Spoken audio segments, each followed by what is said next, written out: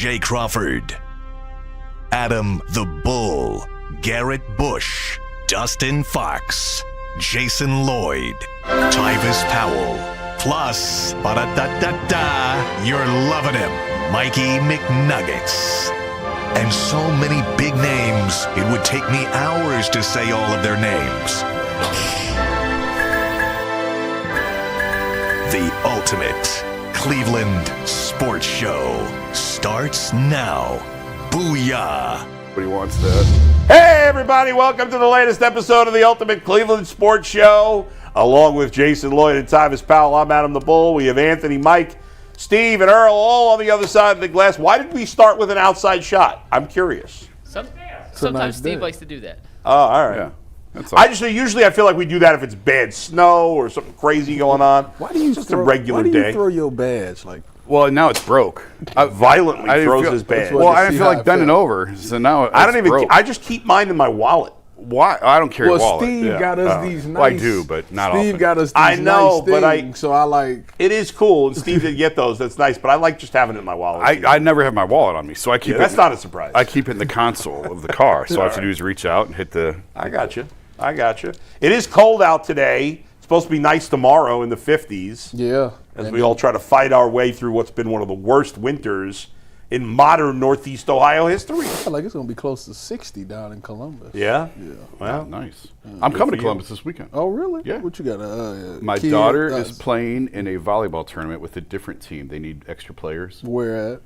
I don't know. I'll tell you when I find out. these volleyball tournaments, man. You travel all over the place for these volleyball tournaments. Well, the team that she's on, we don't really do much. Like Yeah. Sandusky, the Cedar Point place. Right. We're going to Spire in a couple weeks. I went to Spire, I was saying yesterday. Oh, really? For Aaron's swim meet. That place is crazy. Yeah. You been there? Yeah, I've been there. It's It's nuts. Is she an outside hitter? She actually is. This is her first year playing, so she's a little late to the sport. Yeah. But believe it or not, she's pretty athletic. I know you never think that. Both my kids are crazy. All three of them are crazy athletic. Yeah, well. So There was rumors about your wife and the postman. I mean, I believe it. I believe it. Yeah. I got to tell you. She's watching. I'm just kidding. She probably wouldn't even care. I feel like crap today. Yes. And I have this thing when I travel. I get fevers when I travel. I'm not sick. Yeah. But I get fevers. It's the weirdest thing. Maybe you have an allergy to. Maybe there's something on the plane. I've been to the doctors about it, and they Yeah. said, because I'm a Marriott whore, so I only stay at Marriott's. Yeah. And they said, well, maybe there's a something in the detergent of the sheets that you're allergic to. Well, I didn't stay at a Marriott in Indy this time. And it's a plane thing. Why would it be the detergent? You No, flew? not a plane. No, I drove. I was about to say. Yeah. I thought it was from the plane. No. Oh, okay. But I didn't stay at a Marriott this time. Yeah. And it happened again. Where'd you stay? I don't remember, Hyatt or something, right across the street from the Pacers Arena. The Athletic just puts everybody up there, Right. And then I always cancel and go to a Marriott. And this year I was like, screw it, I'll just stay with them.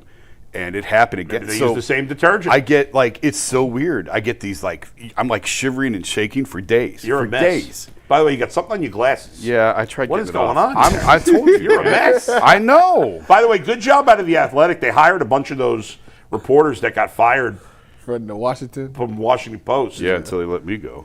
Until they let Jason go. Then we won't like them anymore. But No, it was great. It was great. good, yeah. It was funny because I saw candidates. We had every year at the NFL Combine, the NFL team gets together prior the Monday, so it starts on Tuesday. So Yeah. Monday we have all day meetings with NFL staff and everything, and then we have this happy hour reception of the night. They do a really nice job. Yeah. Free food, booze, whatever you want for 3 hours. It's awesome. yeah. And I turned the corner and Candace Buckner's sitting there at the table, and I was like, I don't know who that is. she's awesome. She's Let me Google her. she was a Washington Post columnist. She covered Okay. the Indiana Pacers prior to that. Okay. Covered the Wizards, NBA report. I've known Yeah. Candace for years. Okay. And I turned the corner and she's sitting at our reception table, Yeah. and I was like, I'm not much of a reporter, but something tells me there's a reason why you're so here. She was one of those Washington reporters. She was that got one of picked the up. Washington Post reporters. Okay, that I got saw a picked couple up. of the names, but The top editor at our place, who oversees everything, came from the Post. So he tries to get as many Post people as he can, which is not a bad strategy. They're really They're good freaking paper. good. It was ridiculous. She's what African happened. American. Totally ridiculous. Yeah. She's what? Yes. She's that? African American. Yes. Yeah, she's You know, she's awesome. You know, your workload is going to ramp up here soon in like a year. My role is changing. No, like it's really gonna change. Why? What, when the W comes? No, when LeBron James comes back. Oh, He's Lord. gonna be back Oh, on the yeah, beat that's again. true. I will not be back. We're on gonna that. get the Blueprint Part 2. Are you gonna? The Athletics gonna have to hire a Cavs beat reporter if LeBron comes back. We're gonna actually buy the Blueprint 2 this time. No, you won't. Yes, I will. Why don't you buy the Blueprint 1? Well, Nobody else did. I think I did. Did you? Tyvus, Didn't you I have look you? like I had you sign it, didn't I? Did you? Yeah, I did. I don't brought it in and you signed it. I don't remember. And you Tyvus, called did me you- a media member. Did somebody throw glitter on you or something? I went to strip club last night. Because you got something, like right over here. It looks like a piece of glitter. No, I don't know. How are you telling on It's me? gone. I know. We I gotta get paid moving somebody. here. Yeah, I it's paid gone. somebody's rent last night. Ty, did you go straight from working out with me to the strip club? Yeah. I'm kidding. I missed you yesterday, buddy. How are you getting here so fast? Like you beat me here. So that's pathetic. I know. I don't I know. know. These last couple of days, the highway has not been. Interesting. Thursdays is never really packed. Tuesdays is the days that, for some odd Really? reason, is a lot That's of cars out. interesting. Thursdays is not a lot of cars out. That's odd. I don't know either. We need an analysis, a traffic breakdown, to find out why that's the case. All right, let's do a breakdown. There's a lot of breakdowns to do. James Harden's thumb might be breaking down. That's not great. Chase Delauder's lower body may be breaking down. That's not great. Sheesh. And the Cavs quarterback situation got a breakdown from Todd Monken. We'll get into all of that coming up. Mike? Yeah, and Zac Jackson's going to join the show from He is. Indy with the latest buzz around the Browns. But we usually do 6 topics in a show. We're trying to do 8 today. So we're Oh, gonna geez. It's a bold, get into bold it. move. Well, we're not going to get to 8. I already know we're not going to get to 8. But there's 8 in the rundown. So let's dive in and start after a quick reminder to make sure you guys hit the like button, hit the subscribe button. We appreciate all the support. You can follow us on social media as well. We genuinely appreciate everyone who tunes in, makes us a daily part of your routine. Hit that like button, hit the subscribe button, and we'll continue to pump out the best content on the Cleveland sports teams you can find. All right, guys, we're going to talk about the Cavs lost to the Bucks in a little bit. We got to start with the big news out of Cavaliers land, though, and that is the injury to one James Harden. According to reports, Harden has suffered a right thumb injury. Jeff Stotts, who is one of the premier internet doctors, and I say that sincerely. I know a lot of people joke at the internet doctor profession, but if you guys are unfamiliar, Jeff Stotts runs a website called In Street Clothes, which has been certified by a lot of outside of medical professions, and they give instant injury analysis on sporting injuries. He chimed in on the James Harden injury news, saying the thumb is made up of 2 phalanges. Harden's break involves the distal phalanx, which is the tip of the thumb, and is non-displaced. The best case scenario for a quick return. Players who suffer this injury and avoid surgery, which we have now learned Harden will not get surgery, is an average of 17 days or 6.5 games. Shams Charania went on ESPN yesterday, said Harden's expected to play through this. He didn't miss yesterday's game, but it doesn't look like he'll miss a ton of games long term. So, Jason, Is he going to have surgery after the season? I believe so. but that's the expectation. Okay. Expectation Go to ahead. get it fully fixed. Yeah. But he's a lefty. This is his right thumb, which does make a difference. It's not his shooting hand. Jason, what have you heard about the severity of this, and any idea how long this may keep James Harden out before we get to the second part of this question? No, I don't know how long he'll be out. I think it would obviously be wise to at least give him a few days here. And if he's going to try and play through it, more power to him. I do think that this is obviously cause for concern. No doubt. It's not a great situation to be in. The fact that it's not his shooting hand certainly helps, but certainly this is something to keep an eye on the rest of the way. This could be. I don't think it's nothing. It doesn't have to be devastating, but I don't think it's nothing. It can't be nothing because even though obviously it'd be worse if it was shooting hand. Yeah. But You still got to handle the ball. You're catching the ball, you're passing the ball, so either one of two things are going to happen. Either he's going to be careful about it, which would negatively affect him, or he's not going to think about it, and then it could get hit. I don't know. Who knows how? Maybe after a couple of weeks, it's and obviously some of this is just pain tolerance level, but when you don't feel good, you can't play. It's harder to play at your best, at least consistently. Fingers and toes is always the most annoying injury. Yeah. Anytime it's a finger or a toe, it's like you can't help but to think about it. People look at it like, oh, it's just the finger or something. No, it's very annoying to deal with.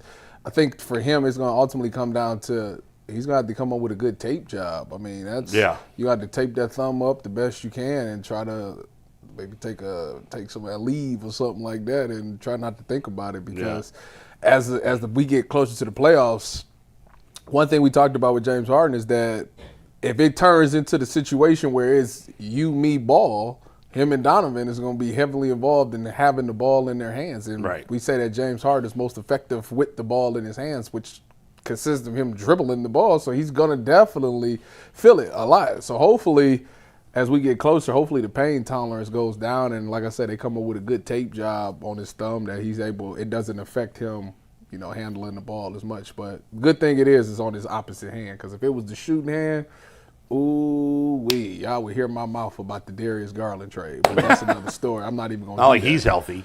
No, not yet. Go ahead, Mike. But at least it's sunny where he's at, according to him. It is true. No, the fact it's his right hand makes a gigantic difference. And when you watch James Harden highlights, look how often he uses his right hand. I'm being serious, and I'm going to make a bigger point with this. He's a left-hand dominant player. Teams know he's a left-handed dominant player. They force him right, and he still gets back to his left hand. From an offensive standpoint, I don't think it's really going to affect his shot. I don't really think it's going to affect his finishing. What I do think it could impact James Harden is his passing. He's a really adept passer with both hands, and his ability to fire on-point, on-target, precision passes with both hands is what makes him so dynamic in pick-and-roll situations. He can use his right hand while driving left to throw it to a guy in the corner in the pocket to allow him to get an open three. And when you pass a ball, unlike shooting where you're really using these two fingers, it's a whole hand motion. And that's where I believe the thumb injury could be the most devastating. Harden throughout his career has played through injuries. This is not the first time he's been nicked up or dinged up late in a season. I don't think it's going to completely make him an irrelevant player in the Cavs rotation. I think for the most part, I don't think it's going to be that big of a hindrance. But from a passing standpoint, from a playmaking standpoint, I think that's where the thumb is going to be the most restrictive to what he can do. And my question for you guys is, when they traded for James Harden, we all said this puts them back in the conversation to possibly the favorites in the East, at least reach the NBA Finals. Whether or not you agree that they can compete with the OKCs, the Denvers, the whoever's, is besides the point. But, Jason, can they win a championship? Can they compete for a championship if Harden isn't at 100%? Or do they need that elite version of James Harden, the most elite you can get at this stage of his career, to be able to compete for an NBA championship appearance? Yeah, I mean, of course you need Harden and you need him playing well if you're going to win a championship with this team. 100%, the 100% thing, I don't know, can a 90%? You know what I mean? I don't know what percentage you can put on it. I can tell you this. James Harden needs to be on the floor and he needs to be effective for this team to win the championship. If he's not, no, I don't like their championship odds at all. Because, again, we talked about a year. You've seen how far this team can go with just Donovan leading you, and it's the second round. That's so right. They've got to have effective – I'm not even going to say healthy – an effective James Harden on the floor. Yeah, I mean, it's too – we don't know. We haven't seen him play yet. Yeah. So there's no way to know how big a factor it is. I think everybody agrees it's a negative. It's going to negatively affect him. How much is going to make the difference as to whether that will ultimately affect their ability to get to the finals or not? Yeah. If it's a big factor, yes, it's going to probably prevent them from getting there. If it's just a minor factor and he's, like you said, he's 90%, 80%, right, it's probably fine and they probably can still get to the finals. But there's no way to sugarcoat it. This is a negative. It's going to affect them at least at times. Sure. You just got to hope it's a minor negative and not a major one. Mike, I was thinking about this as I was driving up. You remember how you was talking about you don't want to put Jalen in the playoff scenario. You don't want to put Jalen Tyson in the corner because he's too good for that, because the fifth guy is essentially just a catch and shoot guy. In certain matchups, yeah. Okay, what if his thumb is an impact to him that much? Would you turn him into that guy that sits in the corner? Because he's going to do that regardless anyways. No, I mean, he's still James Harden, but I would rather have a guy that was some extra playmaking, so it's not as imperative that Harden is continually getting past guys and creating offense. I think if he's not at 100%, you do have to rethink the starting lineup. And as much as I like Dean Wade in the starting lineup with a healthy Harden and healthy Mitchell, if this is a bigger hindrance and he's not the same playmaker he was prior to the injury, I think you need more playmaking from that fifth starter, that small forward, whatever you want to call it, position. By the way, And I would Dean probably Wade lean played. towards- Dean Wade played Dean a very was- effective 22 minutes yesterday. He was a team high +9 in his minutes, though. +9. That's overrated. Don't even listen. Don't He's buy obsessed into with his Dean Wade. stuff. Yeah. Bro. He's a defensive player. That's it. If he gets you the 3, that's a bonus. But he is strictly there for defense and rebounds. Can't have a guy with 0 points in your starting lineup in the playoffs. That's true. I mean, that's true. Yeah, that's true. And the regular He season. did have 4 assists, 4 rebounds, no Poor turnovers, Dean Wade. but he did not play well. Just last because night. he's Not a white? great Dean Wade. Yeah, I don't like him. I was driving home. I didn't even see the game last Didn't night. see it. I didn't see it. I'm not going to lie. Basically what happened is Dennis Schroeder had a He went off. he had a good game. Jared Allen was awesome. Jared Allen had a Jared Allen type game. Jalen Tyson missed- seems to be trying to find his rhythm. Sam Merrill gave you some stuff off the bench. Keon Sam Ellis Merrill was terrible. What are you talking about? he had some. He gave you some points, is what I'm saying. And it He wasn't couldn't like shoot he the gave 3 and he missed 2 free throws. What the hell happened there? Keon Ellis gave you 14 off the Yeah, bench. we'll dissect the game in a little bit. One last thing on what you Harden got? before we pivot, talk a little Browns. And we're going to get to some Guardians and some Cavs back in the second Okay. hour of the show. But with the Mitchell-Harden pairing, in the first 7 games we've seen them together, they've done a pretty good job playing off each other, neither being, hey, my turn, your turn, but both trying to figure out the best way to utilize each other's skill set. And this is a projection because we have not seen Harden play with a thumb injury, so there's no right or wrong answer. But, Bull, when you kind of look forward, if Harden is hindered, and let's just make a random 15%, it's 85% of Harden, do you think Harden falls back into a more traditional point guard No. role where Mitchell becomes a little more the focal point offensively, or do you think if it's just that much? I don't think. I think unless he's severely hampered, I think he's going to play the exact same way. And then occasionally, they'll have to maybe be careful with his minutes at times, or if he gets a pass and it hits him just the worst spot, Right. he might have to come out of the game. But I think my guess is that this he knows his body. He's been playing through injuries his whole career. He doesn't sit out. I think maybe I'm just being optimistic. I think he'll probably be affected, but not overly affected to where he's going to significantly change his game. I tend to totally agree with that. I think that's why I said earlier, I don't think this is nothing, but I Right. don't think this necessarily has to be devastating either. It's not the end of the year. I think it's the right answer, by the way. Yeah. I agree with you. All right. And Back until to the we see Cavs him later. play, this could end up being a nothing burger. Yeah, it could. It really could end up Or being close to a burger. nothing burger, at least. Yeah, and it sucks. You'd rather everyone be healthy. I But at wish the it end of the wasn't the day, if it's thumb. on his right hand, Yeah. I think you can survive. I wish This it his was left hand, another it'd be a totally finger than different the story. thumb. Yeah, I feel know. like the thumb is. But it could be worse. It could have been his knee. It could have been his, I'm sure his I feet. guess you could still pass it Yeah. with holding your thumb up, baby. They got to tape it and shoot it up before every game, right? They And, well, definitely. it's also the tip of your thumb. Yeah, so right. So once Oh, again, it's the tip of the thumb. Yeah. Tip, just he the tip. fractured the tip of his thumb. Will you stop yes. that? Stop that. Yeah, I was innocent. Don't turn it into something that's not. Don't put me on the spot like I got the problem. The tip don't count. With that, Yes, let's keep it moving. there's going to be an Ultimate Cavs show this afternoon. Anthony and I taped it this morning. It premieres at 3 o'clock. Excuse me. Dove into a little of the Harden injury situation, how it impacts Dennis Schroeder and Jared Allen's emergence as an offensive weapon for the Cavs. That debuts on the YouTube page at 3. So if you want some more Cavs talk, make sure you guys tune in. All right, let's talk some Combine. Jason is back. Todd Monken spoke yesterday in non-Browns gear. And if you guys didn't hear, I would like to share with you the story on why he wasn't wearing Browns gear. Steve, don't take this yet. This is irrelevant. Do you know why, Bull, he wasn't wearing Browns gear? No idea. Jason, did you hear this story? No, I didn't hear it. Tyvis, did you hear this story? Is it because he wanted to talk to players and they didn't want them to know who he was? He was wearing a Nike Jordan sweatshirt. It's like So true- Carolina blue. Oh. Jordan True story. sweatshirt. You'll see weird. it in the pictures in a second. The reason, because I got a lot of tweets. Hey, does Todd Monken hate the Browns? He's not wearing Browns gear. I swear to God, I got a bunch of tweets Yeah. like that. Todd Monken actually was asked about the gear he was wearing. Yeah. And he said, well, I got word I was getting fired from the Ravens, and I still had $500 left on my team card to use in the team shop. So I ordered neutral Jordan and Nike gear with the $500 left that the Ravens accredited us as. So Yeah. he was wearing Smart all man. this free swag, and it's pretty cool gear.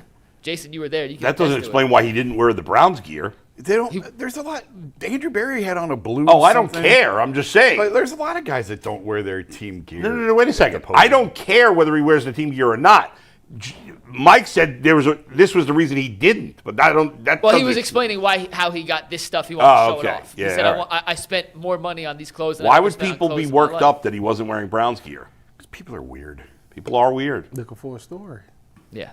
So with that, I got a couple quotes, just like we did yesterday. I'll read you all the quotes, and we can react in any fashion you want. You can pick and choose where you want to dive into. Some are on the quarterback, some are on Joel Bitonio. The first is about the first two, actually, are about the quarterback competition this summer. Todd Monken said, and I quote, "Sure, I think it's an open competition. I don't get why it wouldn't be an open competition. I don't mean that saying it harshly. I don't think there's enough film over the last couple of years, one way or another, to say, boy, we have our starter at quarterback yet, whether internally or externally." Steve, let's go to the next one here. Still on the quarterback competition. Monken said, and I quote, whenever you take it, Steve, I would love to see that. "You would hope that by the time you get to training camp, that the reps you're giving to a quarterback is for your starter. Whether we get to that place, I don't know. That'll be determined in the offseason as part of it. It's just another piece of the puzzle." He was asked about Shedeur Sanders. On Shedeur, Todd Monken said, quote, "I think what you see is elite playmaking ability. That's in him. You've seen it. We've seen it. You saw it in college. You saw it on tape last year. Sure, there's a ways to go, but what rookie isn't? I mean, what first-year player doesn't have a long way to go? I'm excited to get started with him and all of our quarterbacks and all of our players." He was asked about Deshaun Watson. On Deshaun, Todd Monken said, "I think anytime that you get a player that at one point has exhibited the skill set at an elite level, I think you're always about to give them the benefit of the doubt that somehow we might be able to get that out of him again, and I think that's how you should look at every player." And last but not least, on Joel Bitonio, he came to the office a few weeks ago, and we tried to talk him into it right then, but he was not in a position yet to say he wanted to come back. "I'm for really good football players, and I'm for really good football players that are wired like Joel. There are not many wired like Joel." The floor is yours, gentlemen. Pick and choose where you want to start. If any of those caught your eye. Go ahead. Dylan Gabriel gonna start this year, isn't it? The fact that he's never mentioned in none of these makes me think. Well, because I think part of the reason he's not mentioned specifically is because the media members that are there are asking about Shedeur and asking about Deshaun, and nobody's really asking about Dylan Gabriel. That's my point. Yeah. He's gonna come out there and shock the world. I don't think Dylan's going to be the starting quarterback. I don't even think he's likely to be on the roster. I don't see why you would cut him. Well, because the odds are you're not going to have all three quarterbacks back. You're not going to have the same three quarterbacks. I just can't imagine that being the case. What are you looking at me for? I was waiting on you to say, well. I mean, I do think that they'll make a change. You can't run this quarterback room back. You can't. It's the worst quarterback room. First in of the all, league. do you Top know? to bottom, Wait a minute. it's the worst quarterback room in the league. Do you know who we talking about here? How many times have we sat up here and said they can't do this and they did do exactly it, and they that? do it, and you know what? And it blows up on them every time they do it. Well, why stop here? That's true. With the Browns, you never know. I mean, again, I had this conversation for days. How can you, as the owner, come out and say we took a swing and a miss and it didn't work, and then run him back out as the starting quarterback? How can you do that? And the answer I always got was, it's the Browns. Yeah. I mean, it's sad that two of the three quarterbacks will get booed and stay in the starting lineup and get announced. I don't think Dylan Gabriel would get booed. He got booed the last time he started. What are you talking about? Yeah, he wouldn't get I booed was right away. there. He wouldn't get booed right away like Watson The would. first incompletion, probably. No, he got. I swear he got booed when they announced him. I was there. All right, I know. But when Shedeur got hurt briefly and he ran out, They on the booed field, him. Yeah, they did. They did. I think they didn't realize there was like confusion over why he was coming in. Right. I don't Probably know that some it of the fans thought Shedeur was benched or Yeah, something. I don't remember that, but you're right. You are right. He was booed when he came in. Yeah, but I just don't. Yeah, again, you're right. With the Browns, you never know. And the bottom line when it comes to Deshaun Watson, if I'm Todd Monken and he's on the roster, I can't worry about what happened in the past. Now we may all think Deshaun Watson's done, and he's probably done. I mean, the guy hasn't been good in 6 years. But if you're Todd Monken and you got your first opportunity to be a head coach in your career, and you saw what Deshaun Watson was, even though it's a long time ago, nobody else has been that on this team. There may be a part of him, And to be a head coach in the NFL, you got to be somewhat arrogant or at least confident. I could fix this guy. Well, there's a benefit to a fresh set of eyes. Yeah. And there's also the lack of knowledge. That's true, too. With a fresh set of eyes. That you can come in and you can look at Deshaun highlights, or you can look at, I can show you a highlight video of Deshaun Kaiser, his 1 year with the Browns, of all these great throws that he made. Absolutely. And he was terrible. So you can look on film and find whatever you want. But until you actually get in there and see it for yourself every day, with any of these guys, when you see their work ethic, when you see how much they're actually putting into it, when you see then you'll know. So he could say whatever he wants right now, and we're going to sit here and we're going to dissect every word and every syllable. And none of it really matters. And none of it matters. Yeah. Until you get to July and August. But the NFL is the king of all talk and very little action because it's the shortest season. Yeah. So we just sit here and talk about every word and everything until they get in there on OTAs and until he gets to look at these quarterbacks.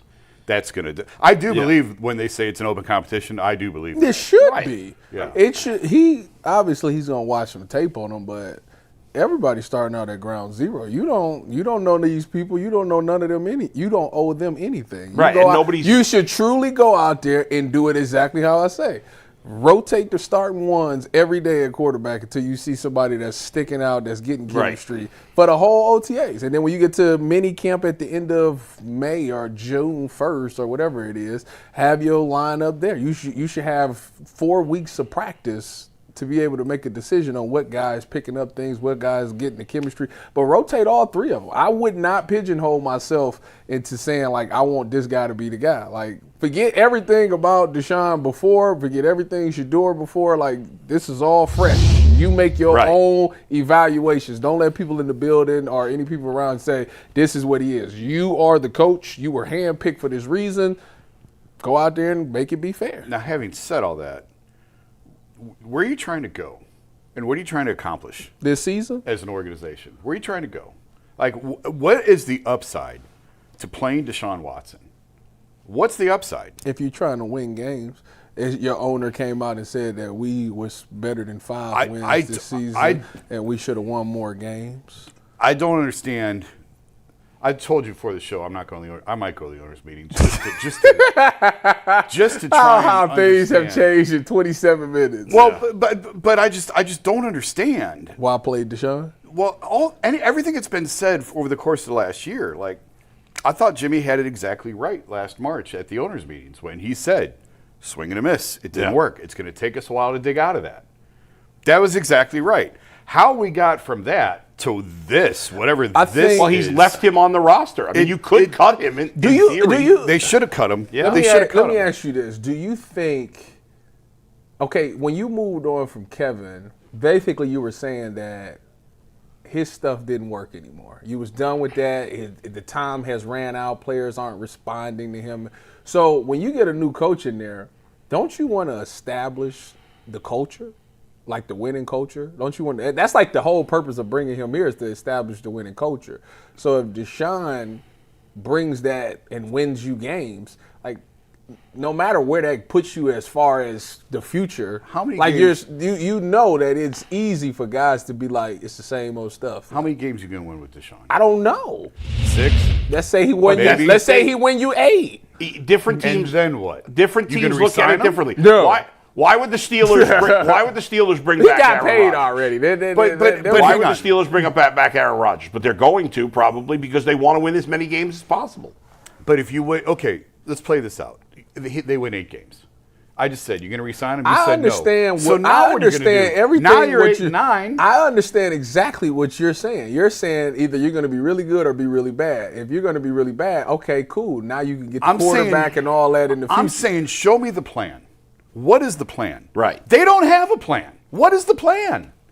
What is the plan? What is the plan? Well, I thought I saw the plan. I think you got to. I thought I understood the plan. I don't understand the plan anymore. The plan to me, if I was the Browns and I was looking at this offseason, let's say I was making a plan for the next 2 years, my plan would probably be fix the offensive line, win as many games as possible. Yes, I know that won't put me in the race for one of the top quarterbacks for next year, but it would at least establish the winning culture. If we got money, maybe we can make a trade for a guy, because people are going to move off their quarterbacks next year anyway, because it's allegedly so many in the draft. So people are going to be willing to move off of their guys to get the younger guys. So now you can make that trade, and you could probably take on that contract or re-sign that guy to the next deal. I just think this is still purgatory. It was reiterated to me again over the weekend. 2029 in the Dome. That's all they care about. Oh! Well, I told you, I said the same thing like 2 years. When they announced that That's dome, 3 more years of I terrible told football. y'all. It doesn't- 28, they're going to be really good in 28. it Watch what doesn't- I say. But I want to be careful with that, because it Yeah. doesn't have to be 3 more years of terrible football. Yeah. But that's the North Star of Yeah. the focus. And it's really not, because you got to start selling PSLs in 27. Right. Which means if that's you've the really North- got this year and next year, because you have to have a product on the field by 27 that people are willing to invest a ton of money in by 27. Insane amount of money. Yeah. And if the North Star is we need to be good in the Dome, then the goal this year, then the priority this year, I hate to say it, is not winning. Is not winning as many games as possible. It's trying to find a quarterback, whether that's Shedeur Sanders And or that's someone else. where I go back to, I don't understand what the upshot is to playing If Deshaun. that- right. I've been consistent on this since November. If you're telling me everybody knows how I feel about Shedeur. But if you're telling me my choices are Shedeur and Deshaun, I will take Shedeur 11 times out of 10. I think everybody would. Because there is no upshot to playing Deshaun at all. The only upshot to Deshaun is if you think he's going to win you the most games this season. Right. But they're not going to. All right, great. Congratulations. He's going to win 2 more games or 3 more games or whatever. What did you accomplish with that? Nothing. Nothing. Because you're not signing him, and now you're starting over the following year, and you're either drafting a quarterback. Are the Browns crazy enough to sign him? Franchise tag him. Franchise tag for quarterback is going to be by next year be like $50 million. Are the Browns crazy enough to sign him for? The Browns 1 are or crazy 2 enough to years? do anything. I wouldn't put anything past You the think Browns. they would do that? No If normal Deshaun team would do let's say Deshaun went out here and won 9 and 8. I don't want And to know. I don't know. he threw for 3,300 yards. How well did he play? 3,300 yards, 22 touchdowns, 9 picks. I would not re-sign him. No. You don't think they would think There's about almost he would have to. The only way I would consider re-signing him is if he played like a superstar again. Oh, well. And I think that's so unlikely that I think the chances are Kevin Garnett said close to nil. anything's possible. So Well, if Kevin Garnett said it, then it must be true. What do you think? Kevin Garnett's the first guy to say anything's possible? he's the only one that said it in a passionate way. Really? Like that. Nobody's ever said it I before. mean, he took Kevin he Garnett. took his hat off and yelled to the stars. It was very passionate. Kevin Garnett, the originator of anything's possible. We'll go out to Zach in a second, but he did mention, and by he I mean Todd Monken mentioned, he spoke with Joel Bitonio. They obviously pushed the date back to figure out a Bitonio situation, extension, return, retirement, whatever, into March. Based off what Monken said, is unable to talk him back into it at the moment, but obviously likes players built like Joel. Bull, you get any indication on which way Joel might be leaning? I think Joel's going to probably retire. That's my gut feeling about it. But When is his decision date? March 11th, which is when The day of free tampering. agency. Well, technically the tampering period. I think it's the 13th, or is it? What's that? I thought the 11th. When is the was official free first day agent. of the league year? Is it the 11th? The 11th, yes. Okay, that's a Wednesday or a Thursday? That's a great question. So tampering is before that. Then. Yeah, Tampering's, yes. So Tampering's the 9th, right. which is the 9th of Monday. Yeah, 11th then so is the 11th is. Wednesday, yes. I think the 11th at 4 p.m. It's is the official start of the year. exactly March 11th. Dang, that's crazy. 2 weeks from today? No, 2 weeks. 2 weeks from yesterday. Yesterday, yeah. So 13 days away. Wow. All right, you guys ready to talk to Zac Jackson Yeah. from Indy? We're going to I get just did into a that. conversation with Zac Jackson. A reminder that this afternoon at 5 o'clock, Earl the Pearl has a new Ultimate 216 show coming out with Spencer German. It is debuting on the YouTube page at 5 o'clock. Make sure you guys tune in. Spencer is at the Combine. We'll get some more Combine insights from Spencer and Earl on the Ultimate 216 show. And with that, let's head out to Indianapolis, where Zac Jackson joins us with the latest on all the rumors, buzz, and speculation surrounding the Cleveland Browns. What's up, Zach? Hi, guys. How we doing? I like your banner in the background. It's cute. See, I tried Thank going you. to the Starbucks yesterday to do this. Yeah. But I was using my AirPods, and I think the background noise was it bad? It was bad. It wasn't that terrible, but No, you it skipped was, a couple of Well, Zach's smarter than I am. He went to our actual official Yeah. app and used that. Low bar. I was listening in, guys. I was listening in at the last segment. Deshaun's cap number for the Browns next year will be $50 million without a contract. The exact number I don't know, but it will be about $50 million for 2027. Just cut him. More than it will be this year. Just cut They him. can't now. afford to cut him. They can't afford to can't? cut him, Bull, They because if literally they cut can't him, it do would it? be 80. That's right. They have to reduce the number to become cap compliant. What a disaster. I still say they could have cut him. You could cut him, restructure it, spread it out over 2 years. If the Broncos could figure it out with Russ, they could have figured it out. They've just chosen not to. No, they already did that. They did it similar. I mean, the Broncos ended up with $55 million in dead money, which was a record. Their Browns are just stuck sitting on 130 still for Watson, and that's why he has to be on the team. They would have to have cleared out a bunch to swallow 80 and cut him this year. So the dead cap is 30. So the cap is 35 this year, 50 next year, and then the year after that, it's another like 30. 30, yeah. Those are approximate numbers, but Yeah. that's close. Yeah. Oh my God, for a player, that's a 30 to $50 million cap hit for 3 years in a row for a player who is probably not going to play, and if he does, is probably going to play poorly. 5 years in a row, because last year his number was 30-some million Yeah. to not play. Zach, on my way Well done. on my way in, I was on Twitter because you got to believe everything you see on Twitter.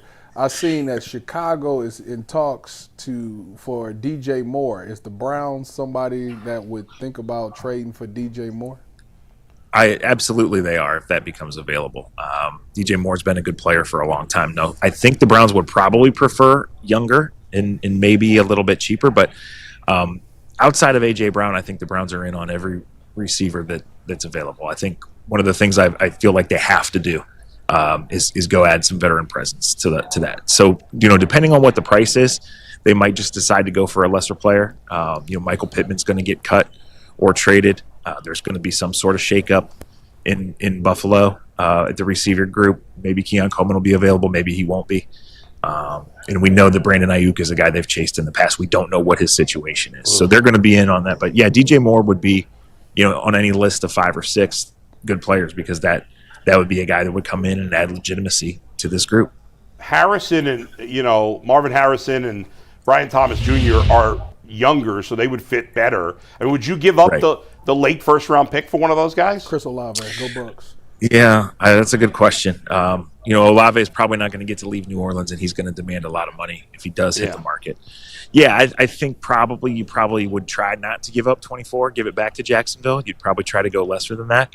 But the thing with those guys, Bull, is they're still under their rookie contract for 2 more years. So that's very attractive to get, but you're going to pay up to get it. So you're certainly not paying a 2 for Marvin Harrison. He just hasn't done anything. But for Brian Thomas Jr., if they want to move on from him, it's a little bit buyer beware, but it's a guy that makes a lot of sense. Zach, I don't know if you were listening when I asked this, but what is the plan? Just in general, what is the plan? Yeah, so it's a fair question, and I think you could go back to last year and say the plan at quarterback, the most important plan, was made up as it went. And that was quite obvious because they drafted Dylan Gabriel and followed that by drafting another QB, right?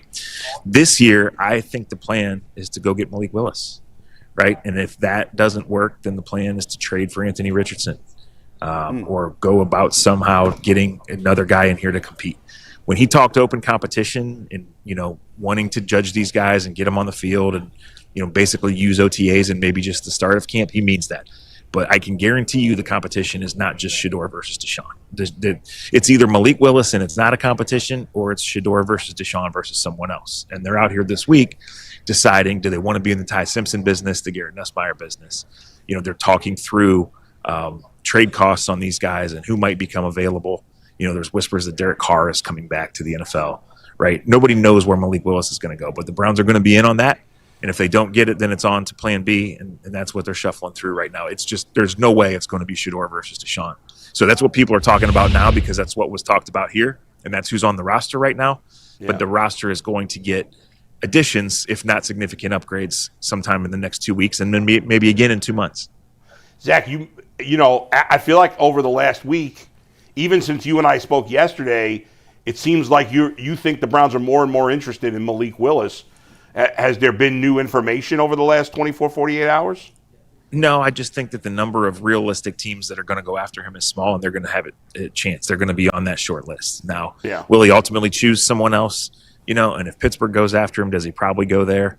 A lot of people here are saying Atlanta. He might be ready to move on from Michael Penix. So the Browns are going through every single option. That's what you have to do anyway. And they're getting ready for plan B or C to the pivot. But I think they're ready to make the pitch and make the push. And if you have to pay $40 million in guarantees, you have to pay $40 million in guarantees. He's basically like a draft pick. He's only 2 years older than Nussmeier and Simpson. And he's played in the league, but he's only made 6 starts over 4 seasons, right? He came in as a developmental kid who played at Liberty, who was a multi-year starter but had a long way to go. Tennessee gave up on him. Green Bay took the training wheels off, and I think the light came on. So I think that they view him as like, hey, we're at the 6th pick. Even if we were at the 2nd or 3rd pick, we wouldn't have this kind of option. I think they're going to go try to get him, and we'll see. I think we'll know right away. On March 9th, maybe even before that, where he's going to go. But they're going to be on a short list. What are you hearing about the Browns with the 6th pick? Do you think it's offensive tackle or is it more wide receiver? I think it's offensive tackle, Tyvus. Those guys just got here yesterday. The offensive linemen just got here last night. The receivers are here today. They'll be through the media room and stuff tomorrow, and their workout is on Saturday. So the defensive guys go first here. That's just how it goes. But as far as meeting these guys, getting the real measurements, getting the medicals on all that, and really setting how it goes, we'll see. I think what happened with the trade today is the Jets kind of reinforced the obvious. They're going defense at number 2. And is Tennessee going to go offense? What are the Giants going to do at 5? We don't know. So I think between Maniua and Spencer Fano, those are the top 2 tackles. This guy named Monroe Freeling, younger guy from Georgia, is going to rise quickly. And so the Browns will, meet these guys, get all the real information, and kind of set their priorities from there. But I feel pretty strongly that they'll try to trade down, and if they can't, or if their number 1 clear-cut tackle is there, that they're going to go tackle with that 1st pick. I tend to agree with the trade down thing. I thought they knocked it out of the park last year. I thought that was tremendous value to go from 2 to 5, especially when Jacksonville was not coming up for a quarterback. What is realistic? I don't know that they're going to get a 27 one because I think teams are going to try and hold those more. So what does a realistic to you? What does a realistic trade down look like? You pick up an extra 2 and then an extra middle, and you try to use those next year to move up if you need to, right? So, you're right. The only way they're getting a 27-1 is if they go down 10-ish spots. It could be 8, could kind be of 12, like the Julio Jones, right? Like what they did with Julio Jones. Yes, but if they were to move down, say 3 spots, 5 spots, you're going to get a 2, and they can ask for a 27-2, to make that happen, and then you're going to be somewhere like in a middle round swap. And I think the strategy that Barry has employed is to add these 5th rounders because they're valuable in chasing veterans, and they're valuable for making moves. So, I'm not ruling out. We know they're not going to 2 this year, right? But in terms of a trade down, using that to leverage future. Trying like crazy at both 1st-round picks to trade down and add ammo. We'll see.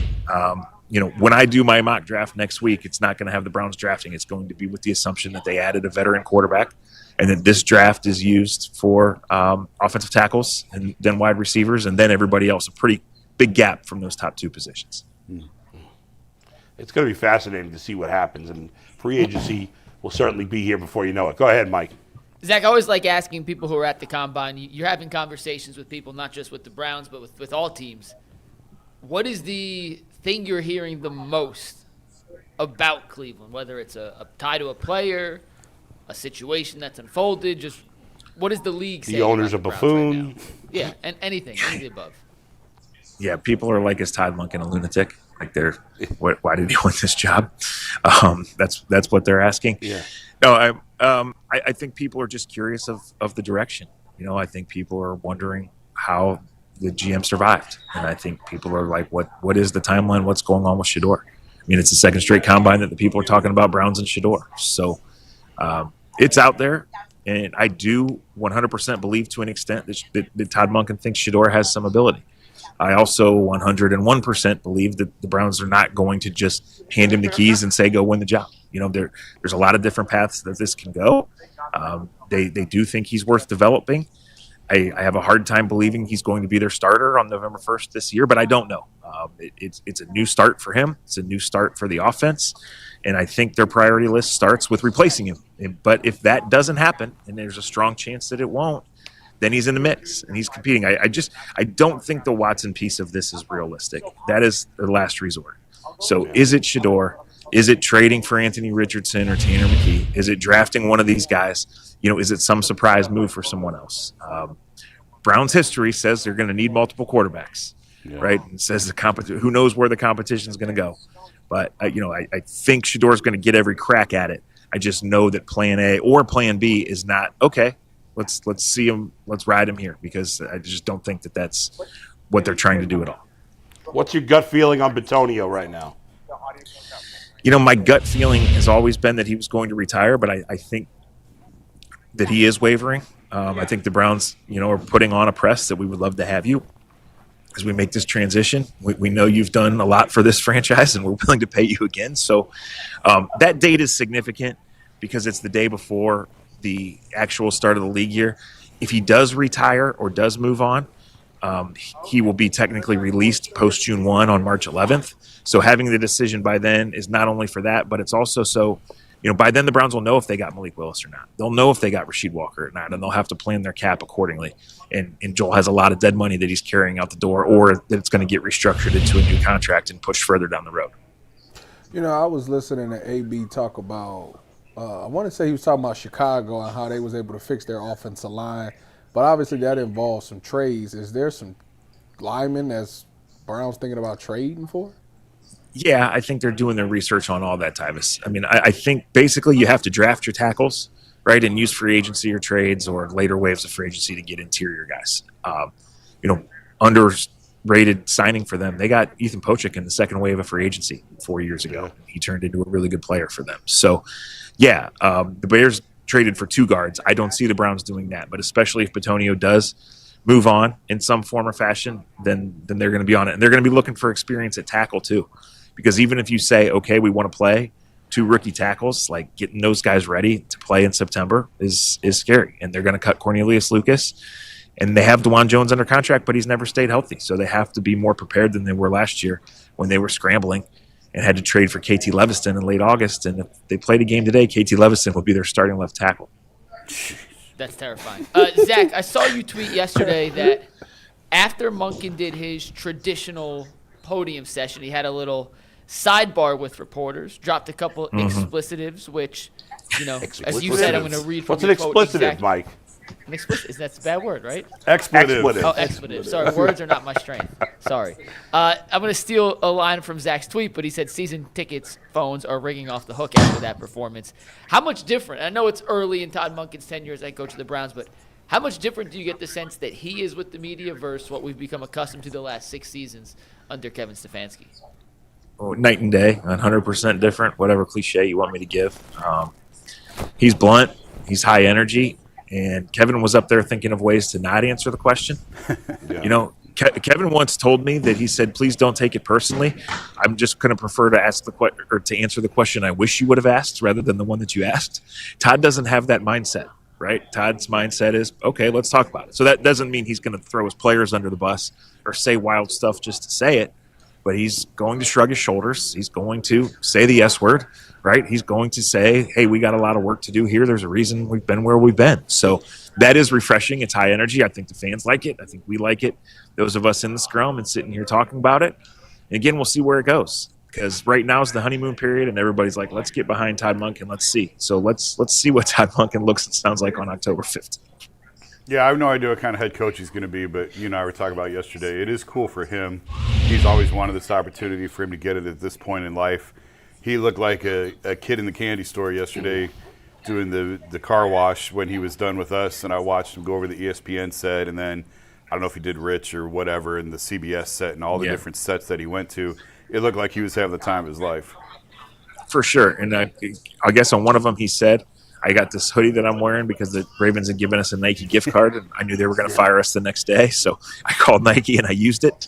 So, like, awesome. It's just little things like that, right? Like, I mean, we knew Kevin was getting fired, but we really knew on that last Friday press conference when he finally told a human story about David Njoku from 6 years ago. And that's Todd. Todd's if you're gonna put a microphone in front of him, he's gonna talk about what he's been doing. He's gonna talk about what he's been working on. He's gonna talk about who he just talked to and what they talked about. So it's refreshing, and it's certainly a completely different energy than came from that podium before. How was last night? What time did you go to bed? Way too late, Jason. Way too late. On that note, we'll let you take a break. Thanks, Zach. We'll talk to you soon. Thanks, guys. You know what's funny about the combine and what it's become is it used to be the report. There's this sports bar inside the JW Marriott called High Velocity. Right. Okay. And it's dead 358 days a year. Yeah. And when the combine comes to Indy, it's butts to nuts. Yeah. It's like Club 11 in Miami. you can't That's move. what it turns into. You can't move in there. But it has become mostly 98. It used to be that's where the executives would go. Right. But now it's 98% just media people, and Right. they've run out all of the executives. So now all it is just all media people Yeah. in there. There's a couple of them, Kilroy's. There's a couple spots in Indy. Yeah.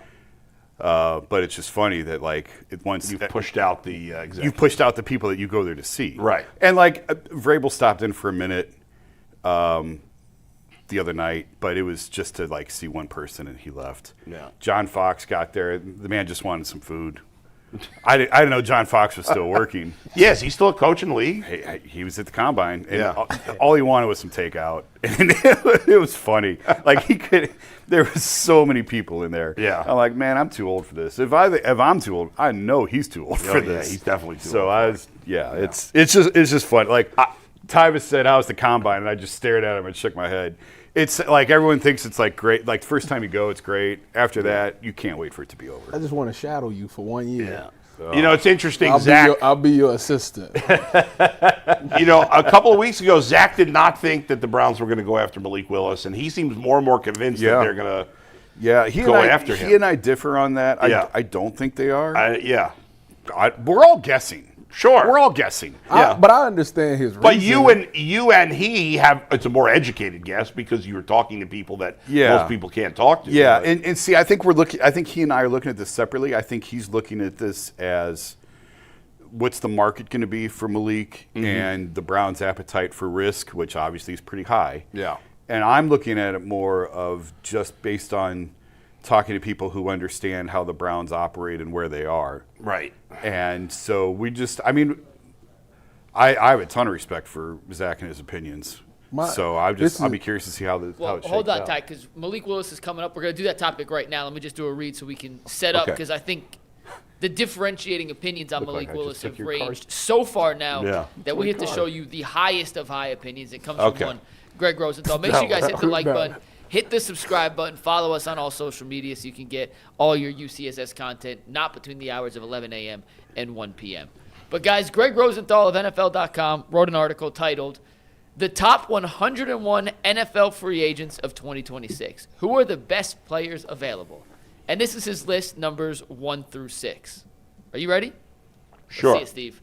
Number 1, Malik Willis. Greg Rosenthal ranked Malik Willis as the number 1 overall free agent in the upcoming class. He had George Pickens at number 2, Jalen Phillips at 3, Tyler Lindenbaum at number 4, Alec Pierce at number 5, and Trey Hendrickson at number 6. The write-up for Malik Willis, Steve, if you could take a next graphic, please.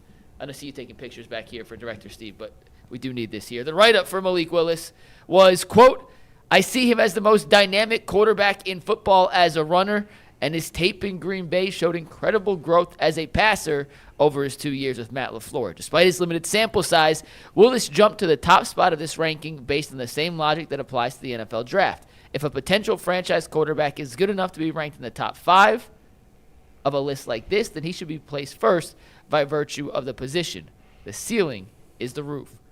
Guys, has the Malik Willis hype gone too far? This is absurd, having him ranked number 1 based off 2 starts in the NFL this season. Who cares where and he's 6 in his ranked? career. I mean, that ranking free agents is irrelevant. He's what everybody considers the best available quarterback. Quarterback's the most important position.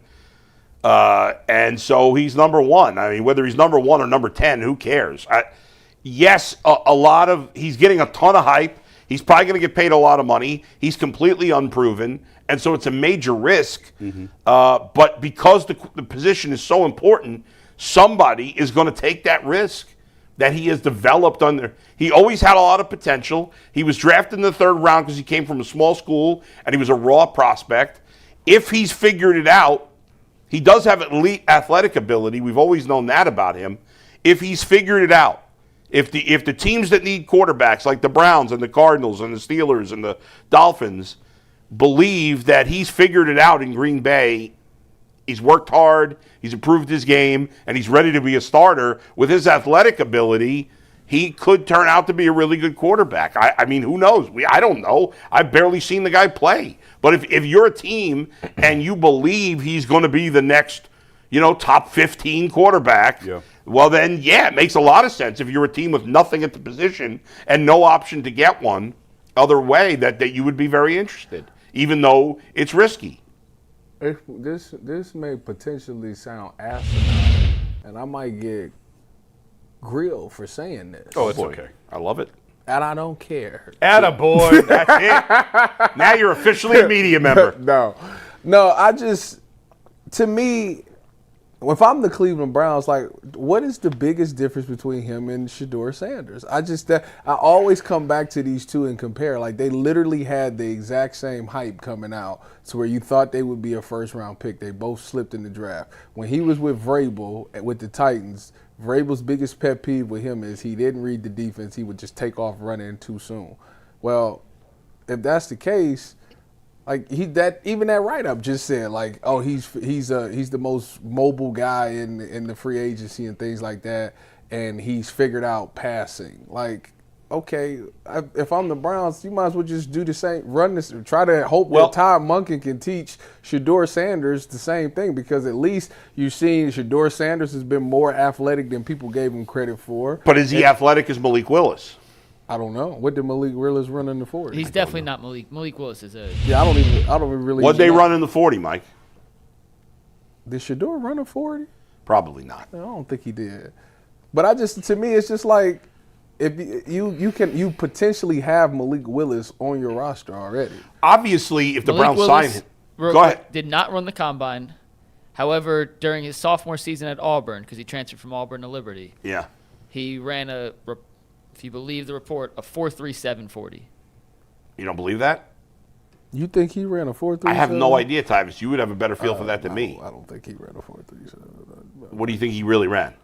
He looked like a 4.5 guy. And what's Shedeur? You think he's 4.5? Probably 4.5, 4.6, right? And what's Shedeur? 4.8. Okay. Yeah, if the Browns sign Malik Willis, they obviously believe he's a lot better than Shedeur Sanders. Otherwise, why would you do it? No, I mean, I understand that. My point is, you don't see him being. My point is, both of them was raw talent, right? And this guy is a guy who's played a handful of games since we seen him at Tennessee. But the only reason people think he's much better than what he is because he was in a system with Matt LaFleur, who everybody respects as a play caller. Right. So he put him in situations to be able to flourish and showcase his talents. That was just a raw talent getting rid of how many games did he even play at Green Bay? But he also had 4 years of being in the NFL. Right. And learning NFL football.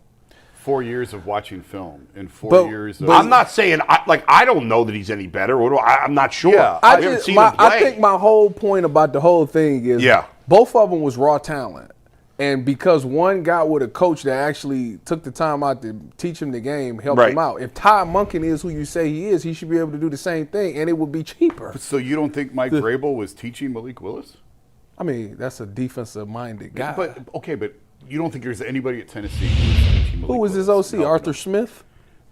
You don't think there was anybody Go Bucks, by the way. You don't think they were trying anybody at Tennessee who was trying to teach him? They were just like, well, this guy sucks. No, I think they absolutely was trying. Okay, so that's what I'm saying. But would you agree? And by the way, I don't think they're going to sign him. Would you agree that certain people can communicate better with certain quarterbacks? Absolutely. But you could say so that who's to say that Todd Monken ain't that for Shedeur? But you can say that about any quarterback taken in the 4th or 5th round. Why wouldn't you? Because the other guy's better. That's why you would do it, because you feel like the other guy's better. any quarterback taken in the 5th round, you can make the argument, well, just develop him. You took him in the 5th round. Well, no, we like this guy better. That's why you sign him, because you think he's a better quarterback.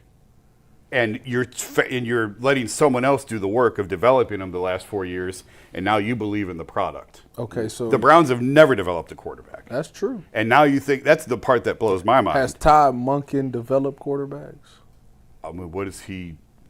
Has he been part of developing helped. Quarterbacks? Probably in college, for sure. He certainly contributed. Did he develop Lamar? No. He called the play and said, Lamar, go do what you can do. Hey, you got to give him some credit Did for Lamar Lamar's not have his improvement. best seasons under He him? did. Yes, but It was mostly Lamar. I'm giving Lamar most credit. Monken did not make Lamar Jackson. I'm not saying Come he on. made Lamar, but No. like he figured out what Lamar was best at and utilized it. Right, but Lamar Jackson, I mean, that's ultimately what coaching is Yes, especially as but a play Lamar caller, Jackson- putting my quarterback in the best situation to succeed. while it's fair to say he contributed to Lamar Jackson's improvement, Lamar Jackson had still won an MVP before he got I there. agree with that.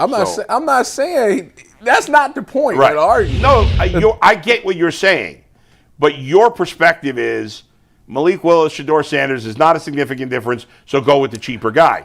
Pretty And much. I guess Pretty I kind much. of feel the That's same pretty way, much what I'm saying. But if Todd Monken and Andrew Berry believe that Malik Willis Well, is a superior believe that, prospect, then they're going to do it. then they should do it. If they believe that. Are you going all in? If you could, and I don't know what the market's See that? really See, gonna that's be. my thing with him. I continue to say it's only one team that actually knows Malik Willis, and that will be the Dolphins because of Halfley and Right. the GM. Right. They're the only ones. So if they come out and say $50 million, I find it hard for like the Cardinals or the Browns to say we got 55. I don't think if you get into a bidding war, I don't think why would you go there? For me, it comes down to what's the pain to get out of it if it doesn't work, because obviously it's a huge risk. So, Right. so whatever the number is for this year is what the number is. But for me, it's more of your cap is already in shambles because Yeah. you've done this once before. Right. So That's if why you- I'm like, can you afford to do it again? Well, they can afford it, but if they blow it again, it's That's what I'm saying. beyond a Listen, disaster. Zach just like gave to you the me, number. Malik Willis is is last year's version of Joe Milton. Everybody was like, I mean- "Oh, Joe Milton is this guy." Well, I don't know. Dallas They're a lot traded higher for on him. Willis than they were Joe I Milton. think there's a big difference between fans on social media think somebody's a guy and I what guess people in the NFL I guess we'll are. find out. Yeah, I mean, Joe Milton played May one 11, game. March 11, we'll find out. If the Browns can structure a contract with Malik Willis, obviously they're not going to give him a fully guaranteed deal. If you can give him a contract where he gets a lot of money up front and the pain on the backside isn't as bad to get out of it, Yeah. or they can spread out, then maybe you take a look at it. But their cap is already destroyed Yeah. from Deshaun. If they do something with another quarterback on top of that, that's a total risk. That's the part where I would pull back and say, I don't think this is a good idea. It just seems like, to me, and again, I don't know enough about Malik Willis, but it seems to me that I'm kind of with you, Travis. I think Shedeur Sanders, I don't know that he has any less of a chance to be a good quarterback than Malik Willis. And so why spend $30, $40 million on another question mark when I'm spending no money on the question mark I already have here? And if he doesn't work out now, but again, if the Browns think Malik Willis is clearly a better prospect than Shedeur Sanders, they I should guess do you it, but they better yeah, be right. But to me, I You don't see it as not being a- right now. Yeah. It's hard for you. It's hard for anybody to. Right, of course, I care agree. I don't care if you burnt the tape up and watch every clip. It's not a lot of game film. Right. You're watching a lot That's of right. preseason film, and we know what we feel about the preseason. Yeah. How many games has he played for Green Bay? I think like, not many. How many players did he play for the Packers? 2? 1? Malik Willis? Yeah. He played in 4 games this year. Oh, he did? He started 1, but he played in 4 games this year. Oh, man. How many passes did he throw? This season, Yeah. 35. I mean, that's basically one game. Yeah. How many passes did he throw in the regular season last year for Green Bay? 54. So he threw 89 passes for Green It's, Bay. oh, I'm saying, it's so hard. Yeah. To look. He's to, 70 of 89 passing in Green Bay for a 79% completion percentage. That's great, but it's two games, it's a basically. No, small I'm just saying. Like, Yeah. I mean, it's great, but it's. I mean, it's way he too small could sample very size. well be, but if I'm the Browns, I just don't know if I'm in position to really just do that. Like, it's Because if you miss, like, it's then forget 29, it's going to be 32. Yeah, I mean, if he stinks and you have his money, I think if you had a contract where you could get out of most of the guaranteed money after the first year, then it's not as big a risk, obviously, because who cares how much you pay him this year? Right. But I also understand the fact that they view Shedeur as a project quarterback. Yeah. And Malik Willis is already 4 years into his. Correct. He's So, further along. I understand it from that standpoint. Yeah. Again, it goes back to Jason's point. What is the plan? What is the plan for this season? And I don't see it. If they sign Malik Willis, the plan is they going all in. They think they can make the playoffs. I actually don't see it that way. I do. To me, if you sign Malik Willis, you're thinking him as the long-term answer. You sign Malik Willis, you got 2 picks in the first round, 4 picks in the top 100. Yeah, you could do something. I think you guys are both saying the same thing in different languages. Oh. You're saying you found your quarterback. Yeah. And if you found your quarterback and you hit on your picks with this defense, you could win. You could be a playoff team. Right, exactly. So I think you guys are kind of saying the same thing. If Malik Willis, if you believe Malik Willis is going to this year be a good NFL quarterback, and you hit it right in the draft with the tackles, and you acquire you acquire one good wide receiver, you could be a playoff team next year. Absolutely. To answer your original question, do you want to take 4 years to renovate a house, or you just want to buy a house where all the work's already done? You want to buy the house with the work already done. That's Malik Willis. And I don't know if the work's done or not. It could have been a flip where they used junk material. Could be junk. Right. You know? But that's might really look good on the outside, but that's really it's just so hard. It's all a crapshoot, man. I wish he would have played more. And you can't. Malik Willis and Shedeur are completely different people. What's the work ethic of these guys? If one works 100 times harder than the other one, which one? And do you that stuff invest in? we don't know. Well, Shedeur broadcasts his all the time. What do you mean broadcast? He always got some workout video he does. I mean, that's not. That's what I'm just telling you. Yeah, I mean, whatever. I'm just saying he does that. Didn't he throw after practice or go to Baldwin Wallace to throw? I mean, is that really getting you better as a player? I don't know. That type of stuff. He doing reps. I don't know. Yeah. Well, you know. What do you mean you don't know? You know more than we do. I used to stay after practice and do extra stuff. Okay. Help me out. So, yeah. I found a stat on Willis. Yeah. Tiny sample size again. In his 2 years with the Packers, on what PFF considers deep passes, air yards of 12 or longer. Zach gave his stat yesterday. 13 for 15. 13 for 15 with 456 yards and 2 touchdowns. Again, fantastic, but such a small sample size. Tiny. It's such a crapshoot because he could be. He could be. But the job of NFL talent evaluators is to evaluate Andrew Berry, the talent. this is your job. So, okay. You have to make that So bet. do you trust him? No, not at all. How could you trust him? Not at all. So if you was the Browns and your scout said, Jason, this is a can't miss guy. He's probably gonna miss. So you would go opposite?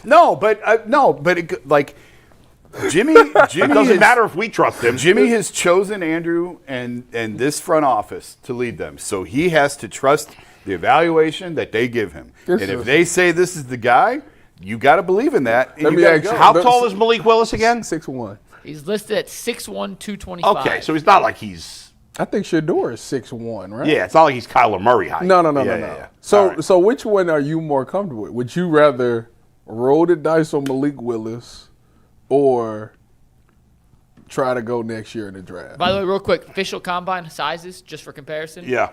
Shedeur was at the combine 6'2", 212. Malik Willis was 6'1", 224.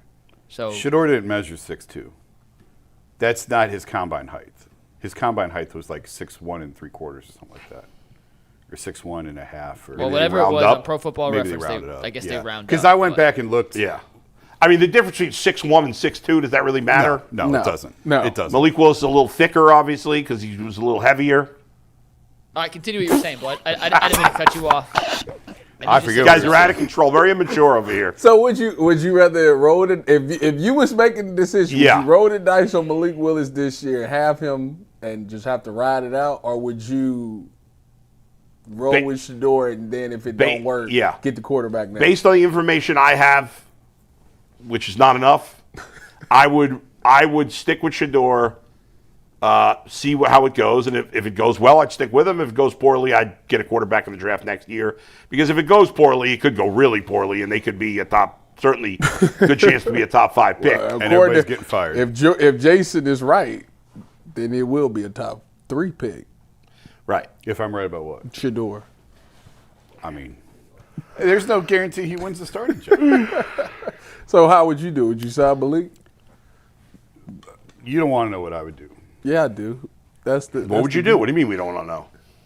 If I was in charge of the Browns? Fixing the Browns that know you can't get rid of Jimmy Haslem. Honestly, I would will move not on. clip this. I would move on from all 3 quarterbacks. Cut all 3. I'd move on from This all 3. year. Yeah, right now. So you would sign I'd move Malik. on from all 3. You sign Malik. No. I would wait for the 27 draft. So I who would would- sign Kirk Cousins. Okay. I would draft a middle guy, Nussbaum or Drew Eller or whatever. Only one, though. I'm not taking 2. Bailey Zappi Only is your one. third quarterback. Nussbaum. Nussmeier. Sorry. Garrett Nussbaum. Nussbaum. I like Nussbaum better. What a Nussbaum. Maybe he'd be better if he was Nussbaum. Honestly, that's what I would do. I would get Yeah, move on, move on. the plan they had last year until they blew up their own plan. They had 2 veterans and they drafted. Now Yeah. you can say they picked the wrong rookie quarterback draft. It was a bad quarterback draft. Okay, fine. I would 3 take. of them look pretty good. I would take a veteran. I think Cousins would probably be minimal. Take a veteran, draft a middle round quarterback, and I would start completely over in that room. I think it is a disaster what they have to pick from a quarterback. It's a disaster. I told you want to know what I would do. McNugget? I wanna wanted to know. Everybody's entitled to their opinion. McNuggets has a lot of analytics and a lot of stats, so I would love his What would you do? Depending on the price tag on Willis, I'm What with is you it? guys. 2 seconds ago, you just said he was overhyped, and now you No, want to I asked if it's getting. No, isn't he projected? I think it is ridiculous to rank him the number 1 free agent. He's thrown 6 career touchdown passes. He has 10 career touchdowns. Like George Pickens is coming off an All-Pro season. Let's not pretend. George Pickens is a better player, but who cares who's ranked 1 or 2 in free Well, I'm agency? just saying, if you're going to rank a guy that's the number 1 It's overall stupid, free but he's agent, basing it on position. Isn't George Malik- Pickens ain't becoming a free agent Malik anyway. is projected 40 to 50, right? I doubt that. the numbers I George don't Schultz think. I said think that's in the 30 nonsense. range. Nobody's paying him that much. Of the quarterbacks on the roster, I'm with you guys. I'd rather just see. I think there's no point in Deshaun Watson playing. I'd rather just see Shador. If you have something, great. If you don't, you find your quarterback in 27. But if Todd Monken and the Browns think Malik Willis is an upgrade, then go try and get an upgrade at quarterback. If they go get Malik Willis, I would get rid of every quarterback on the roster. Then I would do it. Well, what's the difference? Why would Malik Willis be the difference in getting rid of every quarterback on the roster? Because you're deciding he's the one you like. Because I know you're completely out on Shador, and I get it. I understand. He was terrible last year. I hold the possibility that he could still be a decent quarterback. I'm not saying I think it's likely. I'm saying it's possible. Well, I would say that too. I think it's possible. Right. I just don't think it's likely. And so, if right now, I would rather see if that could happen rather than just get rid of everybody and play a meaningless season with Kirk Cousins. Well, that's fine. Yeah. And again, And I just use Cousins as a placeholder. I hear you. Or Marcus whatever. Mariota. Yeah. Whatever. Yeah. Go get a veteran. Draft and same like Yeah. the plan they had last year. I thought was actually a sound plan, and then they blew up their own. Yeah, plan. I don't think your idea is crazy. I just would do it. I would do it differently. But Yeah. if I think if you do, You don't want to keep Dylan? Well, Kevin's going to get him. So. the only way I would leave. I do not think Dylan Gabriel is going to wind up Atlanta. The only way I would end. Maybe he does. If The he only way I does, keep Dylan is if I brought in a guy who I would like. If you sign Malik Willis or you drafted Ty Simpson in the first round, I would get rid. I know they're not going to get rid of Watson, but I would get rid of Watson and Shador, and I'd keep Dylan as a Why backup. would you get rid of Shador? Is it the distraction? Yes. That's the only reason. Yes. But the you only reason. believe that he has higher upside than It's Dylan not Gabriel. the only reason for me. I do, but it's a backup spot. So What's your reason? Because you would admit that you think he's better than Dylan. Shador? Yeah. Yeah, I think talent-wise he's better. So than why Dylan. would you rather keep Dylan than Shador if you was getting I didn't another? say I was going to keep Dylan. No, I'm just saying. I just said I cleaned out the entire Yeah, I know room. you did, but I'm talking about his Because scenario. I'm fine keeping him as a second or really third quarterback. I think it depends. I think if I had Malik Wilis, But this what I don't understand Yeah. about it is they have said that they viewed him as a developmental quarterback. You take a fifth round quarterback. I take a quarterback in the fifth round because you look at him as a developmental guy. Right. He got forced into action, but you still believe that there is something there. So why move on from him? because if you sign Malik Willis or draft Ty Simpson in the first round, and that's the only scenarios that I would move on for Shedeur Sanders, you're committing to them as the quarterback of the future, in my opinion. That's fine. So what's the point of keeping Shedeur Sanders around when What's the point of keeping Dylan Gabriel around? because Dylan Gabriel's not going to be a distraction for the coach. So it's You don't have to keep why? Dylan. Wait a minute. Is Shedeur Sanders the distraction? No, or but the is Shedeur- questions is will his be. fan base. Yes, the fan base. Who cares? Well, the coach may care. It becomes- Tyvus, you it know coaches absolutely care about stuff becomes- like Todd that. Monken seems like he don't care about talking. Well, it's You know what easy you to say- do? it's You know easy what to you say that in do? February. You know what you do? Yeah. I'm not answering any questions about Shedeur Sanders. Okay, yeah. That's fine. It's not That worked out real well for Kevin. Next question. I'm just saying. Next That's question. true. That's true. Just say that. Next question. Yeah. And then everybody will catch on. It's all a moot point because I don't think that's going to happen. I Yeah. don't think they're going to draft Ty Simpson. I don't think they're going to sign Malik Willis ultimately. And if that's the case, then I would stick with Shedeur and see what he's got. Zach usually be. Yeah, I mean, he might be right. I'm But a listen, laugh. I'm a laugh. If you sign Malik Willis, that tells you all you need to know about what they think of Shedeur Sanders. Yes. I mean, Yes. they kind of told you that when they answered we don't know if the quarterback is internally or externally. It doesn't matter what that they comment say. to me. It doesn't matter what they Right, say. matters what they do. It's what they do. Yeah. Yes, ultimately. Yeah. Yeah. We'll see. Yep. We will see. It's going to be fascinating. If they Yeah. come up on my phone that the Browns signed Malik Willis for $45 million, Yeah. I'm going to be like, all right, here we go. Well, we will see. All right, Less than Mike. 2 weeks till the start of free agency. Whoever the Browns quarterback is, he may have a new target on the outside to throw the ball to. We'll get into some of those combine rumors in a second. G. Bush is going to have an Ultimate Brown show on the YouTube channel today, too. We have an Ultimate Cavs, an Ultimate 216, and an Ultimate Brown show. AKA the going ultimate up. Shedeur Sanders show. I'm sure Shedeur Sanders will be mentioned in the Ultimate Brown show later today. Make sure you check it out. G. Bush back in tomorrow. He'll be on the Ultimate Brown show tonight. All right, there were some combine rumors. Zach alluded to them yesterday that the Browns are doing their due diligence on basically any receiver out there not named A.J. Brown. Jared Mueller of the Orange and Brown Report put out that the Browns have at least made some preliminary phone calls to gauge interest in both Chris Olave and Marvin Harrison Jr. Bull, two-part question. Yeah. One, is it realistic that either of those two could end up in a Cleveland Browns jersey next year? And if, for the sake of this, they were realistic, which one would you prefer, Olave or Marvin Harrison Go Jr.? Bucks. I'd rather have Marvin Harrison because he's younger. What's the age difference between the two? One just came off of a second-team All-Pro season. I hear you. Go Bucks. What are the ages on those two guys? Olave has an injury history, too. Concussions. Yeah. Well, that's pretty serious. What Denzel does too, but that ain't stopping him. Olave's 25, Harrison's 22, turning 23. Olave's only 25? Yeah, I He thought he turns was older 26, than that. 26 before the season, but right now he's 25. So he'll turn So 26. Well, that's He's come on. 26. When does Marvin Harrison turn 23? Marvin Harrison Jr. was born in 2002 and turns 24. He'll be 24 this year. He's 23. Yeah, he'll be 24 by the start of the season. Okay, so there's a 2-year difference in age, so 2 year it's not a difference, big yes. difference. I Yes. mean, okay, they reached out. I- Okay. I'd still rather have the younger guy. I'd like to reach out to the Chiefs about Patrick Yeah. Mahomes. to Well, check you don't his think either of those availability. teams would trade those guys? Why would they? Olave ain't getting traded. I'm gonna tell you that why would now. they? Yeah, I don't think it's Second-team realistic. All-Pro?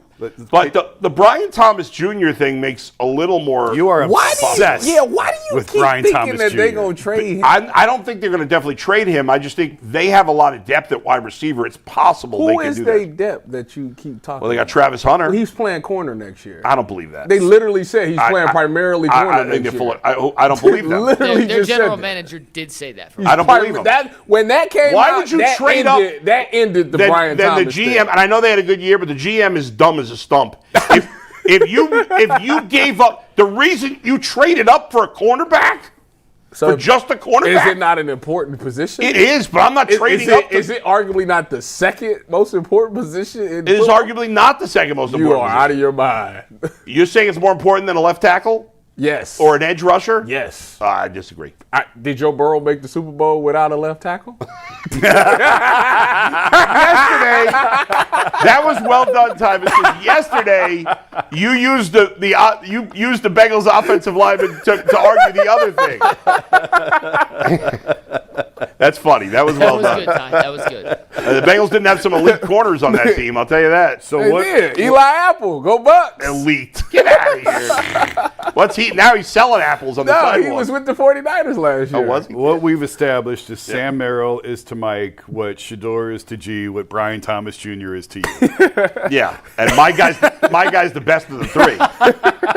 And by the way, nobody is obsessed with a player as G. Bush is with Shador Sanders. It's not even close. Tyvus and Giannis. Tyvus and Giannis, that's Yeah. right. That's right. Well, Tyvus has the best player. I was about to say, like, y'all comparing goats to lambs.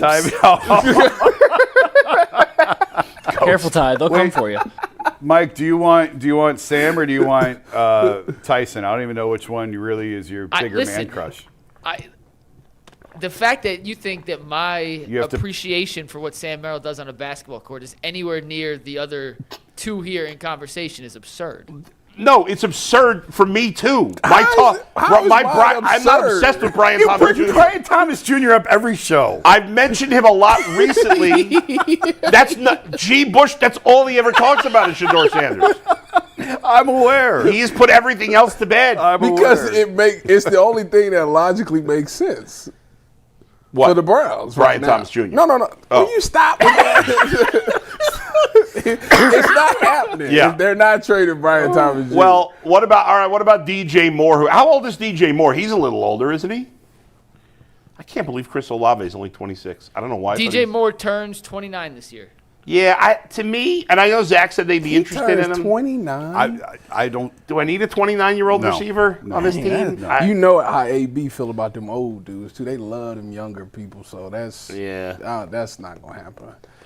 Plus, you can get Mikal Lemon. I think they are still. When I say like, what's the plan? To me, like they are still in purgatory where they're still trying to clean up cap sheets and everything else. And next year's the time to be a little bit more aggressive in all of this stuff. How about Ty, real quick, Ty didn't answer the question. Between these two Buckeyes, Ty, Harrison Jr. or Olave, if they were available, which would you prefer? Making you pick between your two kids? he's got to slander one Buckeye to hype up the other. Choose between your children. I plead the fifth. Do you know one of them better than the other? No. Do you know them at all? Or much? That's a good question. I don't know. I don't think so. I don't think I ever talked to anybody. Dustin was telling me today he got to know Caleb Downs a little bit on the Buckeye Cruise actually last year, not this year. Yeah. And he said he was just a he's great. wonderful person. Yeah, he's great. Yeah. Yeah, I interviewed him a bunch. I want him on the Bengals. so Tyvus, bad. answer the question. Answer the question. Stop letting Tyvus off the hook. He's pleading the fifth. He's thinking. He's coming to an answer.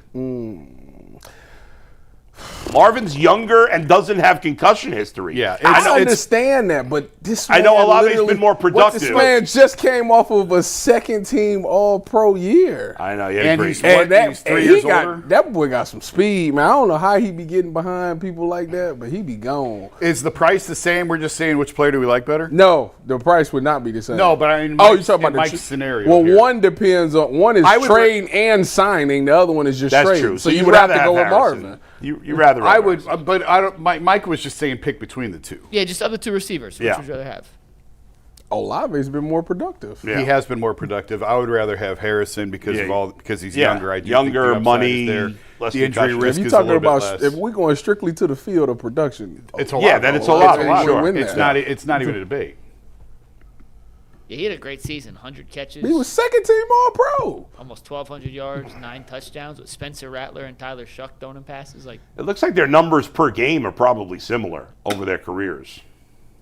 I could do that. Hold on. But Give me 1 second. Marvin's supposedly He was supposed to be the superstar. Yes. It is, so at some point, it's got to happen. You would think. Yeah. I just mean, the wonder man if that it's- went to Ohio State, everybody else producing. You were supposed to be, until JJ came, you were supposed to be the best one out of Yep. all of them. Yeah, and he That, hasn't. there's And he no hasn't. way it's not going to happen. Yeah. Because they was telling me the same thing about JSN, and I was like, is it? And then boom, he took off. So Yeah. at some point, Marv, it got to happen. What Ohio happened to State, JSN? He got better quarterback play around him, too. Well, I mean, yeah. I think Marv got hurt when Jacoby Brissett took over, didn't he? How many games he played this season, Marvin? Only played 6 this year. No, so he got hurt, too. Anyway, Their per game stuff is pretty similar, Bull. You're right. per game, their numbers are similar. I mean, Relatively similar, yeah. Ohio State receivers Are a pretty safe bet. are like fang stocks. If they reaching out about these two, then they gonna take Cartnell Tate at 6. Yep. You see me post? He put the wrist up. How about the Browns trade the 6th pick in the draft To the Bengals. to the Bengals so they can get Caleb down. for the 10th pick, And a 2027 second-round pick, and Andre Yoshivas. why would we want him? It's a solid slot receiver, better than what you got. He'd be the Browns' second best receiver right now. What's wrong with him? I mean, He doesn't get paid much. He's a decent player. I don't know if that's. I mean, Would you rather have a 4th or 5th round pick or Yoshivas? what year is the 4th and 5th round pick? You know how Whatever year you you know how want. AB feel about them 5th round picks. He loves them. Stockpile. Yeah. Earl What says, give me 10 and T. Higgins. do you have in mind? The second round, obviously everybody's so enamored with next year's draft because it's supposed to be so loaded. Second round pick, man. You giving up a guy who probably is going to be a Hall of Famer one day. Who? Caleb Down. Right, but if the Browns are not going to draft But I'm him giving anyway, my own person that I'm going to go against twice a year You're a not Hall doing of Famer. So would you do it with the Cowboys? Aren't the Cowboys, what are they picking? 12. 12? 12 and 20. You got to get Cowboys have to give a little more because they're dropping a little further. You ain't getting no offensive tackle. You think you can get the offensive tackle at 10? Who picks 7, 8, 9, Mike? 7 is the Commanders. No, 8 is the Saints, and 9 is the Chiefs. Well, the Chiefs might take an offensive lineman, right?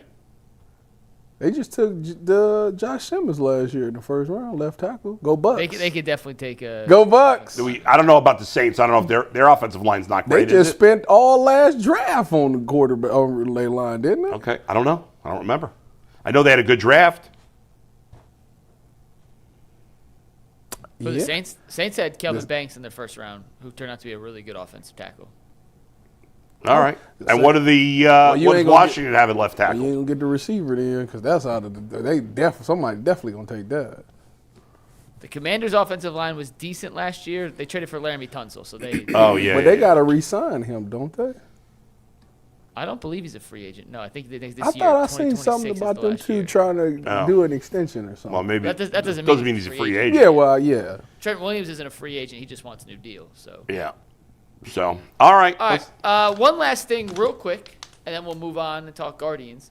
Yeah. The Indianapolis Colts have given Anthony Richardson permission to seek a trade. So, real quick, we'll do this in more depth tomorrow when you can think about it a little more. But rapid reaction: could Anthony Richardson be on the Browns' radar?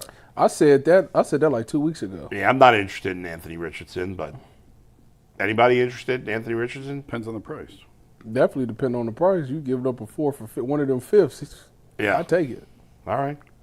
We'll dive into that tomorrow. We'll put a little more thought into it overnight. We'll All dive right. into Go an ahead, Anthony Jason. Richardson scenario. What do you No, I'll wait till tomorrow. Go ahead. All right, Ultimate Guardian show. Bull, you and Zach talked on Monday about the Reese Hoskins signing. Yep. You also touched on a few other things. If you want to get your Ultimate Guardians fix, head over to our YouTube page. Tune into the best Guardians podcast in all the land. Speaking of the Guardians, we know the bullpen was the team's biggest strength in Mike, before we get into the old bullpen, let's just talk about Chase Delauder for a second. Okay, perfect. I was gonna do that Because after we do yesterday, before. Chase Delauder was scratched from the lineup.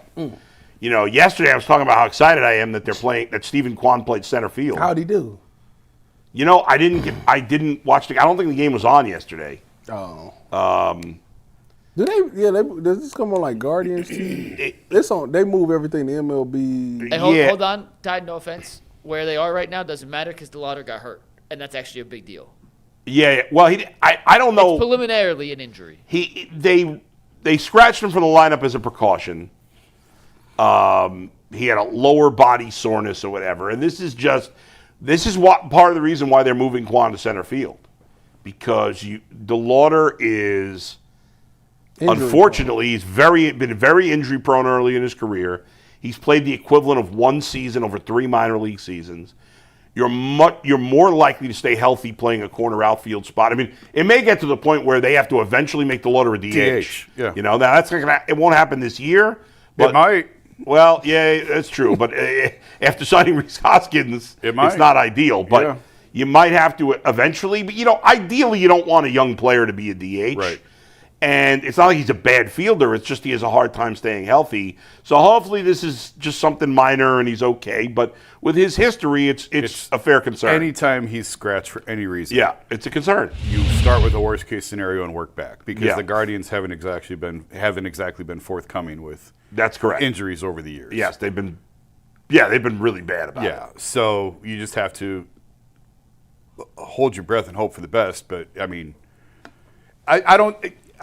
Did I see somewhere where he was supposed to have a scheduled day off today anyway? I thought I saw that. I did not see that, but doesn't mean it's not true. I thought I saw that somewhere, but I don't remember now where it's. But I mean, by next week, if he's still not playing, we got problems. Right. This has always been with him. That's why I don't know how you can count on as much as I would. I mean, ideally, their best outfield is Delauder in left, Quan in center, and Valera in right. That's for what they have to work with. Yes. That's the best case scenario. But George is in the same spot as Delauder in terms of injuries. Right. How you can count on either of those guys to play even 140 games. Right. How can you expect them to stay healthy? Well, and that's why you sign a veteran, and that's why another veteran I've been mentioning recently, too, you can make fun of me again, Tommy Pham, why I would sign him, too. What has been, like, Delauder's injuries? Everything. It's been years. It hasn't been like the one chronic. But it's come from him being in the outfield. I don't know because they were all minor leagues, so we don't track it as closely. I don't know how he got hurt. Like it wasn't like running into a wall or anything. I don't think.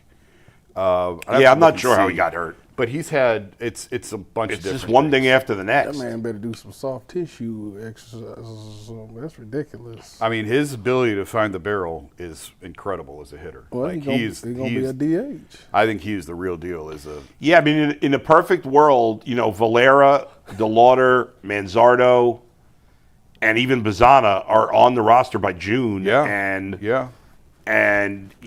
those guys were. Either are or were top prospects. Yeah. And they're all, like, I have much higher hope for Bazzana, and Bazzana better hit because, my God, I mean, Nick Kurtz is already one of the best players in the American League. They're talking with Connor Griffin.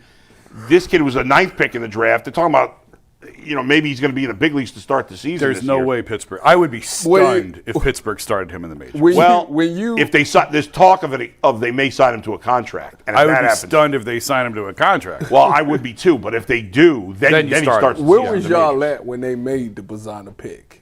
Was y'all in agreement? I don't know enough about college baseball to know. I had heard good things. Although I had a guy. My guy, Mike Ferrin, who works for MLB Radio, I'm a big fan of his. I think he knows baseball better than any non-former player I've ever met. He knows college baseball really well. He told me he thinks in the long term Bazzana's an outfielder. You've mentioned that before. Yeah. We'll see. I've never. They don't look at it that way. No, that was his opinion, and he's a college baseball nerd. But he liked the pick. I can't remember for sure. That's the only thing I remember I think he liked it, but I don't think anybody thought he was the best player necessarily. No, I don't think anybody thought. But for the signability and for... But like, was Nick Kurtz that hard to sign? No, but I think... I said at the time that I thought they were going to trade Jimenez. I thought a lot of the Bazzana thing was to move off the Jimenez contract. So... they've already had Manzardo in terms of Kurtz and Caglione and some of those other guys. No, that's true. But, Griffin's a shortstop, so... Yeah. But nobody was talking he's a about high school kid. He was a high school kid, and there were concerns about his swing having too many holes. He hasn't played in the big leagues yet. A second so we don't know. going first is kind Unheard of of. crazy. It doesn't really hardly It's like ever taking happen. a D tackle first. It's a non-premium I position. don't look at it that way. What's that supposed to but- mean? It's a non-premium No, position. it's not like a defensive tackle. It's Ain't unusual. nobody gonna say nothing But there's about not- that. it's not Usually that. it's pitchers or Sluggers. Did shortstop. Ndamukong shortstop. go first in his draft? No, he was behind Sam Bradford. 1 second. Yeah. Dang. Sam Bradford. Robbed the NFL. He made a lot of money, Sam Bradford, for a guy who's strong. So let's Yeah. get back to the injuries, but I do want to Yeah. talk bullpen for a second. In 2024, bullpen was the strength of the Guardians. Yeah. Dominant. Last year, took a step back, obviously, with Clase and that whole situation, Cade Smith stepping into the closer role. This year, if you look at the bullpen depth, they have Cade Smith listed as the closer with Gaddis as their setup man, Sean Armstrong, one of their offseason acquisitions. Matt Festa and Connor Brogdon, their right-handed pitchers. You have Tim Herron and Eric Sabrowski as their left-handed pitchers coming out of the pen. Bull, do you think the Guardians' bullpen in 2026 will be a mega strength, just a strength, or a potential weakness for the Guardians? It won't be a weakness. It'll be a strength, maybe a mega strength, but probably just a strength. I like their bullpen. I think Sean Armstrong was a good addition. I think Connor Brogdon, who didn't have a particularly good year last year, but had success before that, is a good cheap addition too. Tim Herron and Eric Sabrowski. Andrew Walters is not on that list. I expect him to be a big part of the bullpen. So we know what Gaddis is. We know he's a good setup guy. I think Cade Smith's going to be fantastic as a closer going into the season with the job. I bet he'll be at worst a top 10 closer and maybe a top 5 closer in the league this year. I like Sabrowski. There's some question marks there, but I think overall, Jason, I think the bullpen will be a strength. Yeah, and those are the names we're talking about now, but there's Yeah. going to be 3 or 4 or 5 guys that come up throughout Right. the course of the year that we aren't even Yeah. talking about now that will help. The Guardians' bullpen rarely is ever a weakness. Yes. The one thing that this organization does at an elite level is pitch, both starting rotation and relievers. So, no, I don't have any concerns. Are they going to be the best bullpen in baseball? I don't know. No, but it'll be Relievers are good. They'll be closer to the top than the bottom, certainly. Relievers are so volatile year to year that it's you hard never to know. say. It's somebody's going to emerge that we're not even talking about, and one of these guys that you think you're going to rely on gets hurt or falls off. You just never know. But the depth with the organization with pitching, I wouldn't worry about. I'm gonna defer to y'all on this. There's only 3 people on that list that I even know, and that's Gaddis, Herron, and Festa. Cade Smith. Well, yeah, but I'm not talking about him. He's the closer. I Sabrowski ain't was talking here about him. last year. I don't know too much about them, the other guys. Armstrong, Sabrowski, and Brogdon. I don't really know about them. Yeah. But, again, I don't worry about pitching with the Guardians at all. I know that's been the strong suit of the Guardians for years. And last year, it's just natural for people to take a step back every now and again. And plus, it was so much the Ortiz and stuff happened, so that messed up. That was during the middle of the season. Yeah, it messed up everything. I think that kind of lost focus. People's mind wasn't in the right places, trying to figure out what was going to happen with that situation. So I think that they'll be back to being a top. What you say, top 5? I got top 5. Yeah. I think their pitching as a whole will be really good. I think it's going to be their best starting rotation in a while. I think both Bybee and Gavin Williams are going to have big seasons. As you know from the other day when we talked about a guy who's going to have I think we talked about like a surprise guy. I said Joey Cantillo. I think he's going to have a big year. I'm really high on Cantillo. Yeah, I am too. I think he's going to be tremendous. I think he's going to solidify himself as the 3rd starter. And then, what's his name, who they got from Arizona? Ciccone. As a 4th starter, he's fine. Like him. Yeah, he's fine. He's a guy who a couple starts where he looks amazing, a couple starts where he looks terrible. What's the other dude? Parker Messick. They still have Logan Allen, who I don't love, but everybody hates Logan Allen. He's fine as a 5th starter. I don't hate him. He's like Josh Tomlin. This generation's Josh Tomlin. Yeah. Decent pitcher. He's okay. He's a back end of the You rotation. need guys who can eat innings and keep you in games. Yeah. And to me, that's what Logan What's Allen the is. one guy that used to pitch for Cal? Quantrill? My guy, Cal Quantrill. Where is he at now? He signed with somebody. Wasn't he with the Rockies last year? He was with the Rockies at some point. I don't remember. I can't remember who he signed with. I want to say the The Marlins. Rangers. The what? Texas Rangers. Oh, I he think signed so- with the I think Rangers. so Yeah, he Raiders. signed. I think it was a minor league contract. Or maybe it was a He major in the league contract. minors? No, it's a minor league. I mean, he'll Reese be Hoskins signed a minor league contract. They'll add him to the major league I roster at the end got of camp you. if he makes the team. At this time of year, a lot of times guys will get signed to minor league contracts Aaron Savali. to save a 40-man roster spot at least temporarily. I would- Aaron Savali signed. He signed with somebody this offseason too. I want to say, I can't remember. He finished the season with the Cubs. The Athletics. Oh, the Athletics. Yeah, I can't. What a remember. trade. That was a great trade. Oh was, remember Jay was so mad about that? Yeah. That was an all-time bad take by Jay. That was. I don't know. I thought that was pretty obvious. It was a great At trade. the time, it was a good No, trade. because he said it was Well, solidified Manzardo that could be an they- all-star this year. I think that's entirely possible. I think Jay was saying that it came off to the club as if they was giving up on Well, the and in the moment, that's. I Yeah, can but it see doesn't that. matter. But you have to have a long-term view. That was a all-time of- bad of- take by Jay. And with the rotation, I think it's you could say it's a really big year for Tanner Bybee. He's got the contract already, so how big of a year could it be? Right. But I think he's going to have I think it's going to all come together for him. I this think he really, just in looking at some of the data, I think he was really messing with some pitches last year. year. And if he doesn't have a great fastball, but some of his secondary stuff is really, really good. And if he tweaks his pitch mix a little bit this year, I think he could have a really good year. I've always been high on Bybee. Yeah. Are you I willing love to their put him pitching, back but in the Cy tricky Young thing is conversation, Jason? what's that? Huh? Are you willing to put him back in the Cy Young conversation? Not yet. We got to see more. Will we ever see Tristan McKenzie in the majors? Tristan was throwing 94. Yeah, but he gave up 4 runs. Did So, he? But the can I velo pull was the curtain back. back for you guys real quick? Yeah. I saw the tweet that said his first 2 fastballs in a Padres spring training game were 98 and 98. Yeah. And I was like, topic, did the Guardians give up on Tristan McKenzie too early? I was going to put it in today's show. Then when I went to go make a stat graphic for Tristan McKenzie, I saw he did not make it out of the first inning. Yeah, right. He got 4 runs. smoked after that. Yeah, got destroyed. Yeah. And I was like, okay. He Was he 90? I didn't think it was 98. Was it 98? Yeah, I have the tweet. He Hold really on, fell off hold on, like hold on that. one second. Yeah. It's really sad. The thing with the Guardians It is, though, yes. heading into the season, I don't see where they're better than the Tigers. No. I mean, they're probably better top to bottom in the bullpen, but not by much. They signed a veteran closer, right? Is it a Jansen? His first 2 fastballs, sorry, I found the tweet, 97.6 and 98.7. Yeah. Oh. Wow. Yeah, I think they signed Jansen. I think they signed Who's Jansen. old, but he's still He's decent. effective. Yeah. And that's one thing they were kind of missing. And the signing of Framber Valdez. I mean, you can say what you want. I Where's, mean, Gavin and Tanner are great. They're not. but they're not Framber better and- than.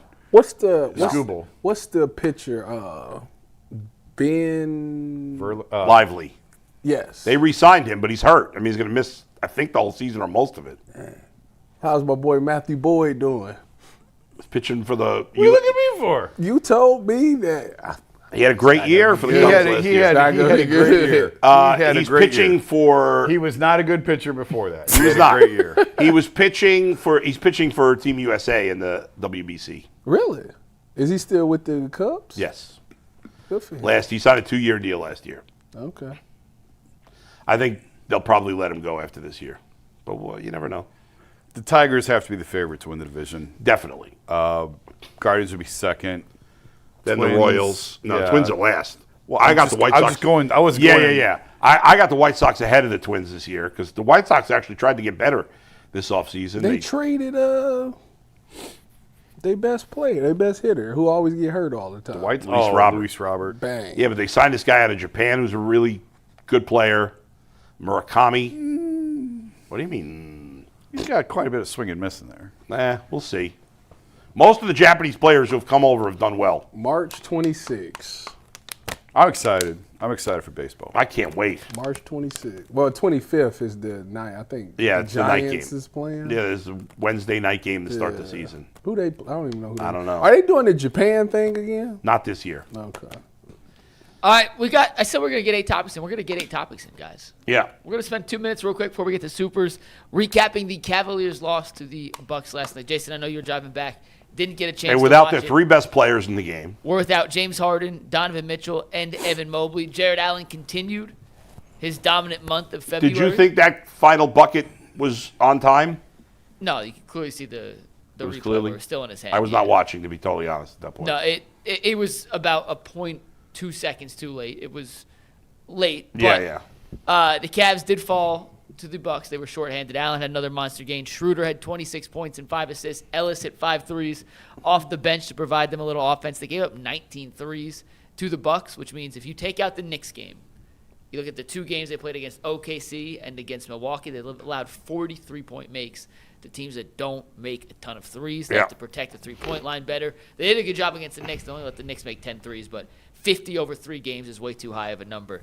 Shorthanded was a good effort. Well, so were the Bucks. I mean, they didn't have their best player either. But Giannis, I get that. But you're missing 3, and you find out Harden's not playing at the last minute. Little different than them knowing they're going into a game without Giannis.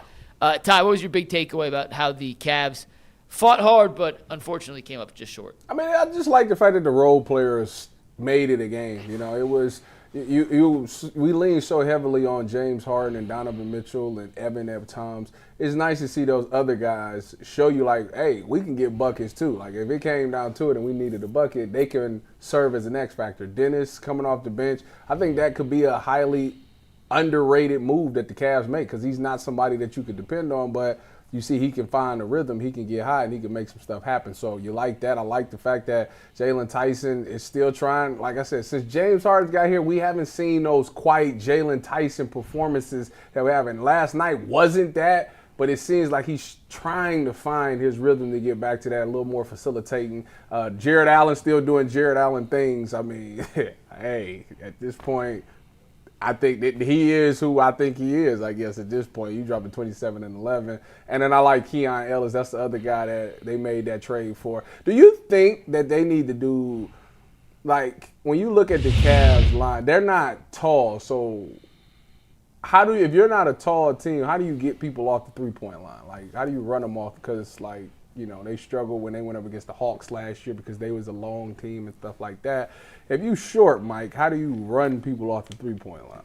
It really doesn't have anything to do with height or length, frankly. Like, Atlanta's length last year, it wasn't their three-point shooting that gave Cleveland the majority of their issues. It comes down to the mentality, and the Cavaliers' offensive mentality is protect the paint. Like, they play a style of defense that allows teams – or encourages teams, not allows, encourages teams to take more perimeter shots as opposed to getting to the cup. And on some nights, teams will shoot themselves out of games. On other nights, like we saw against OKC, you catch fire. But at some point, I do think there needs to be some sort of adjustment made from Kenny Atkinson and the staff if teams are making as many shots as OKC did, as Milwaukee did, to just blitz off pick and roll, to get it out of the ball handler's hand, and to rotate one step up in the rotation so pick and pop scenarios like Miles Turner got or Bobby Portis just aren't open immediately on the catch. Well, the reason I asked is, you remember last year when we played the Celtics the first time, I think coming into that game, we was hot from the three-point line, and the Celtics kept running us off the three, and it, like, messed up the whole game plan.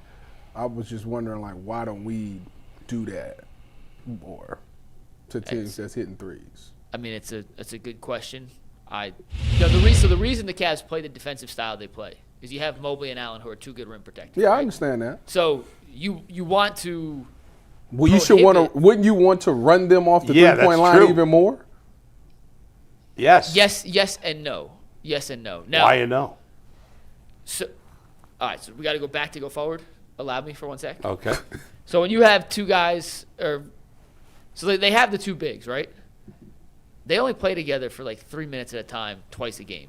It's mostly a 1 big lineup they run. Okay. When you run the 1 big lineups, and I'd be curious, I don't know the answer to this, I'd have to look into it. If the 3-point percentage of opponents' shots are different when it's 2 bigs versus 1 big.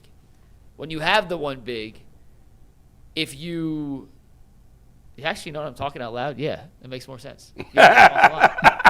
Yeah, I'm trying to talk myself into, like, reasoning into it. You should want guys.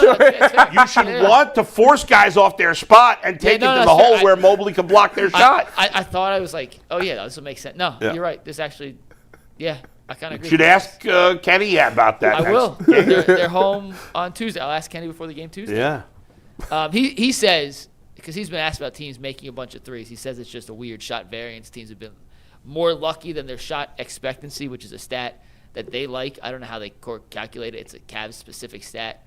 shot expectancy versus actual shot percentage. And Jason, if you have any insight on that particular stat that Kenny always references, I understand what it means, but I don't know how to calculate it. You got your NBA working hat on today? Not today. You should ask him about that too. The stat? Yeah. He says that they have we've asked him about the Cavs-specific analytics they use, and he's like, I can explain to you what they are. I'm not telling you how I come up with it because he don't want other teams. It's basically they have some formula that tells you if Bobby Portis is shooting from this spot in the court, his average shot expectancy is 38%. But he went 4 of 6 from that spot tonight. Like, they overshot their shot expectancy. I understand how it works. I just don't know how they calculate it. Well, we're deep in the weeds now, so. But if Tyvis, you're right. If they have 2 guys that they believe can protect the paint, you should run guys off the 3-point line more. Force them to take a shot in the paint. Yeah. It's going to drive the Cavs can't rebound people nuts because the more you force them to the paint, the worse rebounding percentage and the worse rebounding position you're in. But you can't live with. You can't defend all 94 feet. Every team gives up something. Sure. So, but if your strength on defense is Evan Mobley, shouldn't you give up them trying to go to the cup? Yeah, like wouldn't you want to try to force them to go to the basket? You want to funnel guys to your shot blocker. Yeah. I can tell you a personal example of this. Well, not personal, but a kid I played with in college went to like a really well-established, high-profile public school, private school that traveled the country in all these like high basketball circuits. Do you guys remember the name Daniel Oyefusi? He won the national championship. The dude who sit there, the Browns beat? Daniel Ochefu. I'm like, what is Mike talking about here? He was the center on the most recent Villanova national championship team. No idea who that is. He played like 30 games in the NBA. Sorry, Daniel Oyefusi. You see the confusion. It's Ochefu, Oyefusi. Yeah. 6'10", big man. He was my teammate's center. Yeah. Their entire defensive strategy was to play as aggressive as possible. If you get beat backdoor, you got Big Daniel at the paint. No one's scoring on Big Daniel. Yeah. You can't do that exactly in high school as you do in the NBA because guys are just way more skilled. But the whole strategy was funnel people to Big Daniel. Yeah. Like the entire thing, we want you trying to shoot over our 6'10" All-American center. Right. Yeah, so Cavs, so the kind Cavs of makes sense if you're going. Yeah, I mean it is a stretch. big difference because between high school and the NBA. Yeah, but I'm just saying that was a defined defensive strategy. And if the Cavs are going to continue to giving up shots, Jason's right. You can't take away everything. Like, teams are going to score. Offense is good. And if the Bucks don't make 19 threes, they miss 1 or 2 open ones. The Cavs win yesterday. Yeah. But they didn't. And it's 2 of the last 3 games where they've been way too vulnerable from beyond the 3-point line. All right. Time for Super Chats. Super Chats we go. And once again, sorry, Daniel Oyefusi. You guys. I mean, you didn't insult him. Guys, you just confused I his actually name. gave him Daniel credit. Oyefusi. And I'm like, the Browns beat. I was like, is there somebody with the exact same name? Ochefu, Yeah. who is a monster at Nova. All right. First Super Chat comes from Evan419, who says, everyone but Jason told me Shador showed flashes and showed enough. Why are we now saying it should be a competition? Were you lying before? And I believe Evan's talking to the chat, not to us. Oh. No, he said everyone but Jason. I think he's speaking. You know how G says sometimes you're speaking big picture? Oh, okay. Yeah. It's one of those things that, to me, competition makes people better. So you got to make it a competition. And like I said, Todd Monken, it would be foolish for Todd Monken to come in there and just say Shador Sanders is the guy. Because what if he got out there and put the playbook with Shador, and Shador didn't fit exactly what Todd Monken said? Now he's forcing to try to make Shador Sanders be the guy, where you should just go out there, open playbook. Hey, this is the playbook that we trying to run. Whoever picks it up the best and can operate it the best, that should be the starting quarterback. But you shouldn't pigeonhole yourself and going into a situation saying, I want to make sure that I want to make that guy work, because y'all two might not go together. Y'all two might not be. You might not be a good play caller for his style of play. So to me, that's why it should be a competition. I said a lot, but that's ultimately what I meant. All right, next Super Chat comes from Bill Rodewalt, who says, Tyvis, go check the tape. Wilis jumps off the tape last year. Again, maybe he does, but it was only he jumped 30 off passes. This is what cracks me up. He jumped off the tape, but his best game was against Baltimore. They lost 41-24. Wasn't that the only game he started? He jumped off the tape, though. He did? He had 3 touchdowns.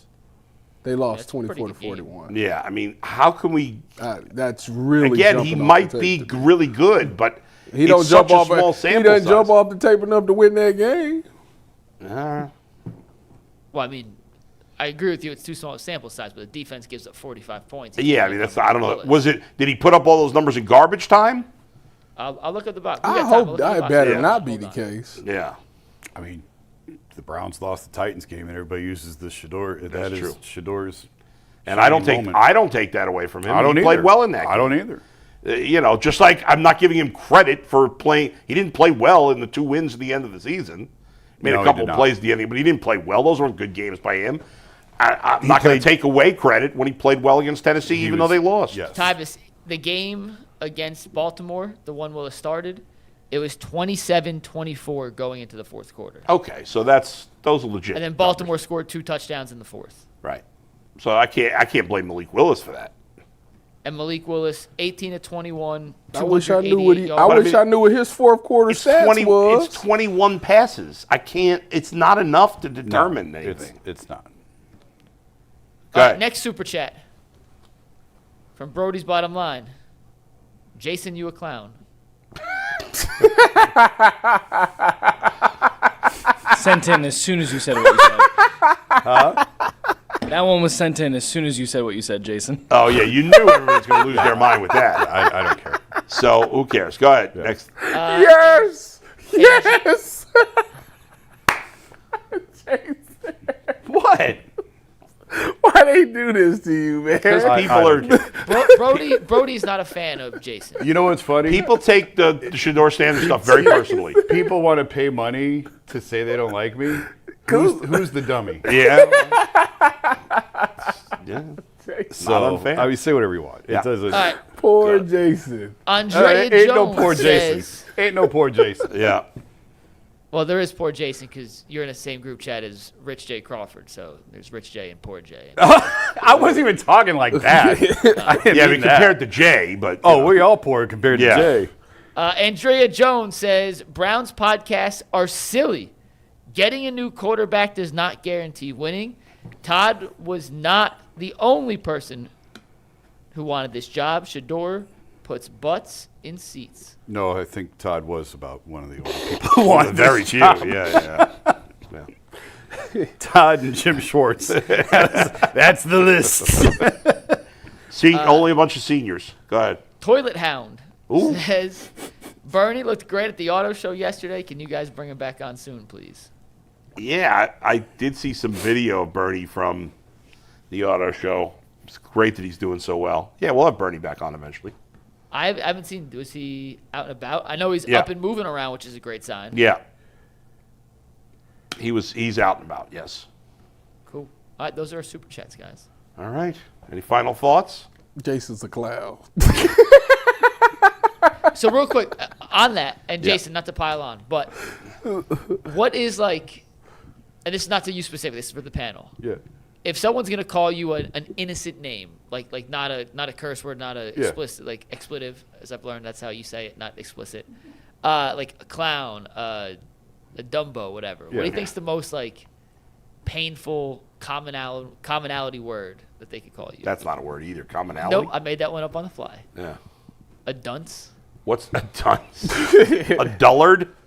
I like to call people dullards. A goober. You said, what's a word that gets to Jason? Is that what No, you nothing against No, it. not to Jason. Just in general, Tyvis. Like, what do you think? if What's the someone most was to insulting say, word? Tyvis was not a curse? blank. Yeah, but that's just like a common word, like a clown, a dunce, anything along those lines. Nothing gets me. I don't care. People don't insult you very often. Yeah, they do.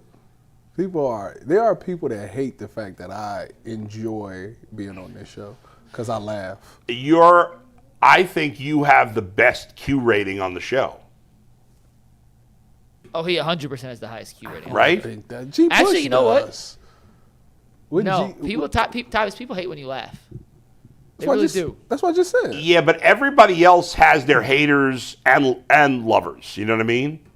Yeah, okay, that's true. I see what you're G. saying. Bush has got a diehard fan base, but there's also a percentage of fan base that doesn't like G. Bush. Really? I think there's almost nobody who doesn't like you. People hate me because I laugh. I mean, come on. That's not a reason to hate somebody. Because you laugh? Look. You laugh? Look at Steve. That's No, I would silly. agree. I think you are the most well liked. Maybe I gotta start with some harder takes. But it's an interesting spot because you're not you're a little bit of a homer when it comes to like your predictions, but you're very fair when you talk about the team. I try to be, yeah. Yeah. You're not a homer. I don't try to do it in a disrespectful manner, but like I would tell you my opinion. Yeah. The only thing I know, people, especially the Shabbats, don't like me very much. Shabbats? Yeah. Shabbats, shalom. But they get a new name every week. Everything that I say comes with knowledge behind it. It doesn't matter. Information behind it. Yeah, it's not just that I tried to take up for you, and they shot me down. Oh, don't ever. It doesn't matter. I said this. Jason said that because obviously he knows people, and that's probably. But if you say things that people don't like, then you are automatically a fool. Because no, clown. Whatever. It doesn't matter. But it's because if I said something that the weirdos agreed with, then I would be this incredible reporter who's clued in on things because I'm at the combine and I have all these sources. But because I say things that the weirdos don't like, then you're a hater. I'm a hater. Or a clown. I don't. Well, I'm pouring a giant jug of hater juice into overtime. Shout out to St. John's basketball. Oh, God.